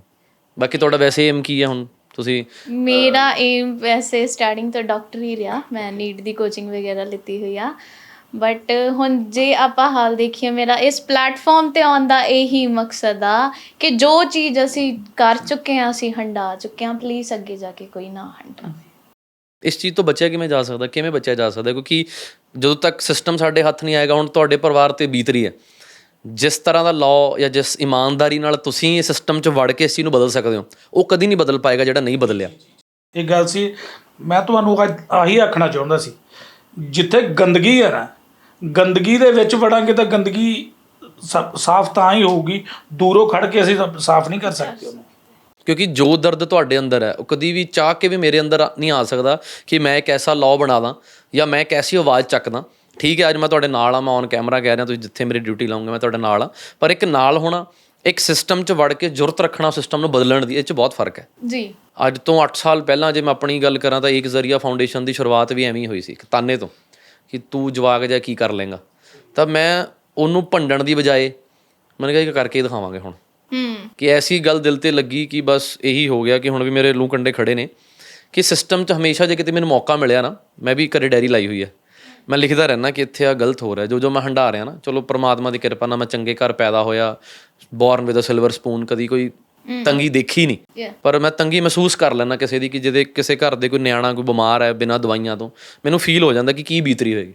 ਹਾਲਾਂਕਿ ਸਾਡੇ ਘਰ ਦੇ ਕਦੇ ਹਾਲਾਤ ਉੱਦਾਂ ਦੇ ਨਹੀਂ ਰਹੇ, ਪਰ ਉਹ ਬੰਦਾ ਬੜੇ ਵਧੀਆ ਤਰੀਕੇ ਨਾਲ ਸਮਝੇਗਾ ਜਿਹਦੇ ਘਰ ਦੇ ਹਾਲਾਤ ਉੱਦਾਂ ਦੇ ਰਹੇ। ਕਹਿੰਦੇ ਨਾ ਭੁੱਖੇ ਪੇਟ ਰੋਟੀ ਦੀ ਕੀਮਤ ਉਹੀ ਜਾਣਦਾ ਜਿਹਨੇ ਕਦੀ ਭੁੱਖੇ ਪੇਟ ਰਾਤ ਕੱਟੀ ਹੋਵੇ। ਜਿਹਨੂੰ ਹਮੇਸ਼ਾ ਉੱਠਦੇ ਹੀ ਮੂੰਹ 'ਚ ਤੁੰਨ ਕੇ ਮਿਲਿਆ ਖਾਣਾ, ਉਹਨੂੰ ਕੀ ਕੀਮਤ ਪਤਾ ਕਿ ਰੋਟੀ ਕਿਵੇਂ ਕਮਾਈ ਦੀ। ਤਾਂ ਮੈਂ ਤੁਹਾਨੂੰ ਇਹੀ ਕਹੂੰਗਾ ਕਿ ਤੁਸੀਂ ਦੋਨੋਂ ਭੈਣਾਂ 'ਚੋਂ ਜਾਂ ਤੁਹਾਡਾ ਇੱਕ ਬ੍ਰਦਰ ਹੈ, ਅੱਗੇ ਸਿਸਟਮ 'ਚ ਵੜੋ ਜੀ। ਔਰ ਜਿਹੜੇ ਵੀ ਪੋਡਕਾਸਟ ਦੇਖਣ ਵਾਲੇ ਵੀਰ ਜਾਂ ਪਰਿਵਾਰ ਸ਼ਿਕਾਰ ਹੁੰਦੇ ਨੇ ਸਿਸਟਮ ਦਾ, ਉਹਨਾਂ ਨੂੰ ਸਿਸਟਮ 'ਚ ਜ਼ਰੂਰ ਆਉਣਾ ਚਾਹੀਦਾ। ਮੈਂ ਬੜੀ ਵਾਰੀ ਇਹ ਆਫਰ ਦਿੰਦਾ ਹੁੰਦਾ ਸਾਰਿਆਂ ਨੂੰ ਕਿ ਲੋਕ ਕਹਿੰਦੇ ਨੇ ਸਾਡੀ ਰਾਜਨੀਤੀ ਗੰਦੀ ਹੈ। ਮੈਂ ਯੂਥ ਨੂੰ ਕਹਿੰਦਾ ਹੁੰਦਾ ਕਿ ਆਪਾਂ ਸਿਰਫ ਰੀਲਾਂ ਬਣਾਉਣ ਲਈ ਬੈਠੇ ਹਾਂ। ਜੇ ਰਾਜਨੀਤੀ ਇੰਨੀ ਗੰਦੀ ਹੈ ਤਾਂ ਆਓ, ਹੋ ਸਕਦਾ 5 ਸਾਲ ਲੇਟ ਆਓ, 10 ਸਾਲ ਲੇਟ ਆਓ। ਔਰ ਮੇਰੀ ਲੋਕਾਂ ਨੂੰ ਵੀ ਅਪੀਲ ਹੈ ਕਿ ਜਿਹੜੇ ਤੁਹਾਡੇ ਵਰਗੇ ਪਰਿਵਾਰ ਨੇ ਜਿਨ੍ਹਾਂ 'ਤੇ ਹੰਢਾਈ ਹੈ, ਨਹੀਂ ਤਾਂ ਲੋਕ ਨਾ ਇਹਦੇ 'ਤੇ ਵੀ ਕੋਈ ਗੱਲ ਕਰ ਦਿੰਦੇ ਨੇ ਜੀ। ਜਿਵੇਂ ਹੁਣ ਪਿੱਛੇ ਸਿੱਧੂ ਮੂਸੇਵਾਲੇ ਦੀ ਡੈਥ ਹੋਈ ਤੇ ਉਹਦੇ ਪਾਪਾ ਨੂੰ ਤੁਸੀਂ ਦੇਖੋ ਇਹ ਤੱਕ ਸਵਾਲ ਕਰਤਾ ਕਿ ਇਹ ਆਪਣੇ ਪੁੱਤ ਦੀ ਲਾਸ਼ 'ਤੇ ਰਾਜਨੀਤੀ ਕਰ ਰਹੇ, ਤਾਂ ਉਹਨਾਂ ਨੇ ਅੱਗੋਂ ਜਵਾਬ ਦਿੱਤਾ ਕਿ ਫਿਰ ਇੱਦਾਂ ਦੀ ਰਾਜਨੀਤੀ ਤਾਂ ਤੁਸੀਂ ਵੀ ਕਰਕੇ ਦੇਖੋ। ਕਿ ਅੱਜ ਤੁਸੀਂ ਪੋਡਕਾਸਟਿੰਗ 'ਚ ਆਏ ਹੋ, ਕੀ ਬੀਤ ਰਹੀ ਹੈ ਤੁਹਾਡੇ ਦਿਲ 'ਤੇ। ਸ਼ਾਇਦ ਤੁਹਾਡੇ ਘਰ ਦੇ ਨਾ ਜਾਂਦੇ, ਨਾ ਤੁਸੀਂ ਕਦੀ ਅਖਬਾਰਾਂ 'ਚ ਆਉਂਦੇ, ਨਾ ਪੋਡਕਾਸਟਿੰਗ 'ਚ ਆਉਂਦੇ। ਮੈਂ ਪਹਿਲਾਂ ਇਹੀ ਆਖਿਆ ਜੀ, ਕਹਿਣਾ ਤੇ ਸਹਿਣਾ, ਕਹਿਣ ਤੇ ਸਹਿਣ 'ਚ ਫਰਕ ਬਹੁਤ ਹੈ ਜੀ। ਠੀਕ ਹੈ, ਕਹਿ ਦੇਣਾ, ਜਦੋਂ ਉਹ ਚੀਜ਼ ਨੂੰ ਅਸੀਂ ਬਰਦਾਸ਼ਤ ਕਰਦੇ ਹਾਂ ਸਾਨੂੰ ਪਤਾ ਲੱਗਦਾ, ਜਦੋਂ ਅਸੀਂ ਉਹਨੂੰ ਸਹਿੰਦੇ ਹਾਂ ਫਿਰ ਸਾਨੂੰ ਪਤਾ ਲੱਗਦਾ। ਪਰ ਮੈਨੂੰ ਲੱਗਦਾ ਭਾਜੀ ਕਿ ਜਿਹੜੇ ਆ 1% ਲੋਕ ਨੇ ਤਾਨੇ ਵਾਲੇ, ਜਾਂ ਜਿਹੜੇ ਕਿਸੇ ਨੂੰ ਵੀ ਕੁਝ ਵੀ ਕਹਿ ਦਿੰਦੇ ਨੇ ਜਾਂ ਧਰਮ ਦੇ ਲਈ ਲੜਵਾ ਦਿੰਦੇ ਨੇ, ਉਹ ਰਹਿਣੇ ਹੀ ਰਹਿਣੇ ਨੇ। ਉਹ ਗੁਰਸਾਹਿਬ ਦੇ ਟਾਈਮ 'ਤੇ ਵੀ ਸੀਗੇ, ਅੱਜ ਤੋਂ ਹਜ਼ਾਰਾਂ ਸਾਲ ਪਹਿਲਾਂ, ਮਤਲਬ ਅੱਜ ਤੋਂ ਹਜ਼ਾਰਾਂ ਸਾਲ ਬਾਅਦ ਵੀ ਹੋਣਗੇ, ਉਹ ਕਦੀ ਖਤਮ ਨਹੀਂ ਹੋਣੇ। ਨਾ ਜੀ ਨਾ। ਗੰਗੂ ਸੀਗਾ ਉਦੋਂ ਜਿਹਨੇ ਧੋਖਾ ਕੀਤਾ, ਉਹ ਅੱਜ ਵੀ ਹੈਗੇ ਨੇ, ਕੱਲ੍ਹ ਵੀ ਹੋਣਗੇ। ਪਰ ਜਿਹੜੇ ਅੱਛੇ ਲੋਕ ਨੇ ਤੁਹਾਡੇ ਵਰਗੇ, ਇਹਨਾਂ ਦਾ ਅੱਗੇ ਆਉਣਾ ਜ਼ਰੂਰੀ ਹੈ ਕਿ ਜਿਹੜੇ ਸਿਸਟਮ ਨੂੰ ਬਦਲ ਸਕਣ। ਬੜਾ ਵਧੀਆ ਲੱਗਿਆ ਤੁਹਾਡੇ ਨਾਲ ਗੱਲਬਾਤ ਕਰਕੇ। ਤੁਸੀਂ ਕੋਈ ਹੋਰ ਗੱਲ ਸ਼ੇਅਰ ਕਰਨਾ ਚਾਹੁੰਦੇ ਹੋ ਕਰ ਸਕਦੇ ਹੋ। ਮੈਂ ਤਾਂ ਉਮੀਦ ਕਰਾਂਗਾ ਕਿ ਤੁਹਾਡੇ ਜਿਹੜੇ ਫਾਦਰ ਨੇ, ਤੁਹਾਡੇ ਦਾਦਾ ਜੀ ਨੇ ਜ਼ਰੂਰ ਮਿਲਣ। ਔਰ ਲੋਕਾਂ ਨੂੰ ਅਪੀਲ ਕਰਾਂਗਾ ਕਿ ਇਹ ਆਵਾਜ਼ ਨੂੰ ਪਹੁੰਚਾਓ, ਹੋਰ ਦੂਰ ਤੱਕ ਸ਼ੇਅਰ ਕਰੋ ਇਸ ਪੋਡਕਾਸਟ ਨੂੰ। ਆਪਣੇ ਤੁਸੀਂ ਕੀ ਤੁਹਾਡੇ ਮਨ 'ਚ ਚੱਲ ਰਿਹਾ ਉਹ ਕਮੈਂਟ ਕਰੋ, ਇਹ ਪੜ੍ਹਨਗੇ, ਪਰਿਵਾਰ ਵੀ ਕਮੈਂਟ ਪੜ੍ਹੇਗਾ। ਔਰ ਤੁਸੀਂ ਵੀ ਸਾਰੇ ਜ਼ਰੂਰ ਕਰਿਓ, ਸ਼ੇਅਰ ਕਰਿਓ। ਔਰ ਮੇਰੀ ਪੂਰੀ ਹਮਦਰਦੀ ਇਸ ਪਰਿਵਾਰ ਨਾਲ। ਔਰ ਮੈਨੂੰ ਬੜਾ ਵਧੀਆ ਲੱਗਿਆ ਇਹਨਾਂ ਨਾਲ ਗੱਲਬਾਤ ਕਰਕੇ। ਰਿਸ਼ਤੇ ਦੀ ਜਿਹੜੀ ਮੈਂ ਅੱਜ ਪੋਡਕਾਸਟ ਤੋਂ ਸਭ ਤੋਂ ਡੂੰਘੀ ਗੱਲ ਸਿੱਖਿਆ ਨਾ ਕਿ ਮੁਹੱਬਤ ਕਿਹਨੂੰ ਕਹਿੰਦੇ ਨੇ ਉਹ ਸਿੱਖੋ, ਪਿਆਰ ਕਿਹਨੂੰ ਕਹਿੰਦੇ ਨੇ। ਅੱਜ ਕੱਲ੍ਹ 2 ਦਿਨ ਦੇ ਪਿਆਰ ਲਈ ਲੋਕ ਸਾਰੀ ਜ਼ਿੰਦਗੀ ਪਰੇਸ਼ਾਨ ਰਹਿੰਦੇ ਨੇ ਕਿ ਹਾਏ ਮੈਨੂੰ ਉਹ ਛੱਡਤਾ, ਹਾਏ ਮੈਨੂੰ ਉਹ ਛੱਡਤਾ। ਤੁਸੀਂ ਦੇਖੋ ਅਸਲ 'ਚ ਪਿਆਰ ਕੀ। ਅਤੇ ਉਮੀਦ ਹੈ ਕਿ ਦੁਬਾਰਾ ਫਿਰ ਅਸੀਂ ਤੁਹਾਡੇ ਨਾਲ ਬੈਠਾਂਗੇ ਅਤੇ ਇੱਕ ਪਿਆਰ ਬਾਰੇ ਪੋਡਕਾਸਟ ਕਰਾਂਗੇ ਕਿ ਅੱਜ ਜਿਵੇਂ ਪਿਆਰ ਖਤਮ ਹੁੰਦਾ ਜਾ ਰਿਹਾ। ਅੱਜ ਕੱਲ੍ਹ ਤਾਂ ਆਰਮੀ 'ਚ ਪੁੱਤ ਤੋਰਨਾ ਅਤੇ ਇੱਕ ਬਾਹਰ ਤੋਰਨਾ ਇੱਕ ਬਰਾਬਰ ਹੋਇਆ ਪਿਆ। ਨਾ ਬਾਹਰੋਂ ਮੁੜਦੇ ਨੇ, ਨਾ ਆਰਮੀ 'ਚੋਂ ਮੁੜਦੇ ਨੇ। ਸਹੀ ਗੱਲ। ਬੜੀ ਯੂਥ ਅੱਜ ਬਾਹਰ ਨੂੰ ਮੂੰਹ ਕਰੀ ਬੈਠੀ ਹੈ ਕਿ ਬਸ ਬਾਹਰ ਹੀ ਜਾਣਾ। ਪਤਾ ਨਹੀਂ ਜਿਨ੍ਹਾਂ ਕੋਲ ਸਭ ਕੁਛ ਹੈਗਾ ਵੀ ਉਹ ਵੀ ਕਿਉਂ ਜਾ ਰਹੇ ਨੇ। ਜਿਹੜੇ ਇੱਥੇ ਰੱਜਾ ਪੁੱਜਾ ਕਮਾ ਰਹੇ ਨੇ, 50,000 ਲੱਖ ਰੁਪਏ ਇੱਥੇ ਕਮਾ ਰਹੇ ਨੇ, ਉਹ ਵੀ ਬਾਹਰ ਜਾ ਰਹੇ ਨੇ। ਬ੍ਰਾਂਡ ਬਣਿਆ ਹੋਇਆ। ਉਹ ਕਾਰਨ ਪੁੱਛੋ ਕੀ ਹੈ? ਕਾਰਨ ਹੀ ਨਹੀਂ ਪਤਾ। ਆਖੇ ਜੀ ਲਾਈਫ ਸਟਾਈਲ ਨਹੀਂ ਵਧੀਆ। ਲਾਈਫ ਸਟਾਈਲ ਜੇ ਤੈਨੂੰ ਪਰਮਾਤਮਾ ਨੇ ਅਮਰੀਕਾ ਹੀ ਜਨਮ ਦੇਣਾ ਹੁੰਦਾ ਫਿਰ ਤੂੰ ਉੱਥੇ ਹੀ ਜੰਮ ਪੈਂਦਾ। ਸਹੀ ਗੱਲ ਹੈ। ਪਰ ਜੇ ਪਰਮਾਤਮਾ ਨੇ ਤੈਨੂੰ ਇੱਕ ਘਰ 'ਚ ਪੈਦਾ ਕੀਤਾ ਤਾਂ ਉਸ ਮਾਂ-ਬਾਪ 'ਚ ਪੈਦਾ ਕੀਤਾ, ਤੇਰੇ ਕਰਮਾਂ ਦੀ ਖੇਡ, ਉਹਨੂੰ ਕੱਟ ਕੇ ਜਾਣੀ ਪੈਣੀ। ਔਰ ਜੇ ਉਸ ਦੇਸ਼ 'ਚ ਪੈਦਾ ਕੀਤਾ, ਉਸ ਸ਼ਹਿਰ 'ਚ ਪੈਦਾ ਕੀਤਾ, ਉਹ ਵੀ ਤੇਰੇ ਕਰਮ ਨੇ। ਆਪਾਂ ਉਹ ਕਰਮ ਕੱਟ ਕੇ ਜਾਂਦੇ ਦੂਜੇ ਸ਼ਹਿਰਾਂ 'ਚ। ਠੀਕ ਹੈ, ਜਿਨ੍ਹਾਂ ਦੇ ਘਰੇ ਕਮਾਈ ਦਾ ਸਾਧਨ ਹੈ ਨਹੀਂ ਉਹ ਜਾਣਾ ਬਣਦਾ, ਚਲੋ ਇੱਥੇ ਭੁੱਖੇ ਮਰਦੇ ਪਏ ਨੇ। ਪਰ ਜਿਹੜੇ ਸਭ ਕੁਝ ਹੁੰਦੇ ਹੋਏ ਇੱਥੇ ਆਪਣੇ ਮਾਂ-ਬਾਪ ਛੱਡ ਕੇ ਜਾ ਰਹੇ ਨੇ, ਪਤਾ ਨਹੀਂ ਕਿਸ ਮਿੱਟੀ ਦੇ ਬਣੇ ਨੇ। ਆਪਣੇ ਘਰਦਿਆਂ ਨੂੰ ਛੱਡਣਾ ਇੱਕ ਤਰ੍ਹਾਂ ਦਾ ਜ਼ਿੰਦਗੀ ਛੱਡਣ ਦੇ ਬਰਾਬਰ ਹੈ ਨਾ। ਮੇਰੀ ਸੋਚ ਹੈ ਕਿ ਆਪਣੇ ਪੇਰੈਂਟਸ ਨੂੰ ਛੱਡ ਕੇ ਜਾਣਾ ਸਿਰਫ ਪੈਸੇ ਕਮਾਉਣ ਲਈ, ਔਰ ਉਹ ਵੀ ਪੈਸੇ ਜਿਹੜੇ ਤੁਸੀਂ ਇੱਥੇ ਵਧੀਆ ਤਰੀਕੇ ਨਾਲ ਕਮਾ ਸਕਦੇ ਹੋ, ਹੈ ਨਾ, ਉਹ ਛੱਡ ਕੇ ਜਾਂਦੇ ਨੇ। ਚਲੋ ਪਰਮਾਤਮਾ ਸਮੱਤ ਬਖਸ਼ੇ ਸਾਰਿਆਂ ਨੂੰ। ਇਸ ਪਰਿਵਾਰ ਲਈ ਅਸੀਂ ਅਰਦਾਸ ਕਰਾਂਗੇ, ਪ੍ਰੇ ਕਰਾਂਗੇ। ਔਰ ਫਿਜ਼ੀਕਲੀ ਮੈਂਟਲੀ ਜਿੰਨੀ ਕਿ ਮੇਰੇ ਕੋਲ ਸਪੋਰਟ ਹੈ ਮੈਂ ਇਹਨਾਂ ਦੇ ਨਾਲ ਹਾਂ। ਤੁਸੀਂ ਵੀ ਖੜ੍ਹੇ ਹੋ ਜ਼ਰੂਰ। ਜੋ ਵੀ ਇਹਨਾਂ ਦੀ ਅੱਗੇ ਕਾਲ ਹੋਈ ਮੈਂ ਤੁਹਾਨੂੰ ਜ਼ਰੂਰ ਦੱਸੂੰਗਾ ਅਤੇ ਆਪਾਂ ਇਹਨਾਂ ਨਾਲ ਖੜ੍ਹ ਕੇ, ਔਰ ਜੇ ਉਹ ਅੰਕਲ ਜੀ ਹੈਗੇ ਨੇ ਵੈਸੇ ਤਾਂ ਇਹਨਾਂ ਦੀ ਗੱਲਾਂ ਤੋਂ ਮੈਂ ਕਹਿ ਹੀ ਨਹੀਂ ਪਾ ਰਿਹਾ ਕਿ ਉਹ ਨਹੀਂ ਹੈ, ਹੈਗੇ ਨੇ, ਅਤੇ ਉਹਨਾਂ ਨੂੰ ਘਰ ਵਾਪਸੀ ਕਰਾ ਸਕੀਏ। ਔਰ ਹੋਰ ਇੱਦਾਂ ਦੇ ਪਰਿਵਾਰ ਜਿਹੜੇ ਇੰਡੀਆ 'ਚ ਜਾਂ ਪਾਕਿਸਤਾਨ 'ਚ, ਜੇ ਉੱਧਰਲਿਆਂ ਦੇ ਵੀ ਘਰ ਦੇ ਮਿਸਿੰਗ ਨੇ ਤਾਂ ਅਸੀਂ ਉਹਨਾਂ ਦੇ ਨਾਲ ਵੀ ਹਾਂ। ਬਹੁਤ ਬਹੁਤ ਧੰਨਵਾਦ, ਬਹੁਤ ਬਹੁਤ ਸ਼ੁਕਰੀਆ, ਧੰਨਵਾਦ।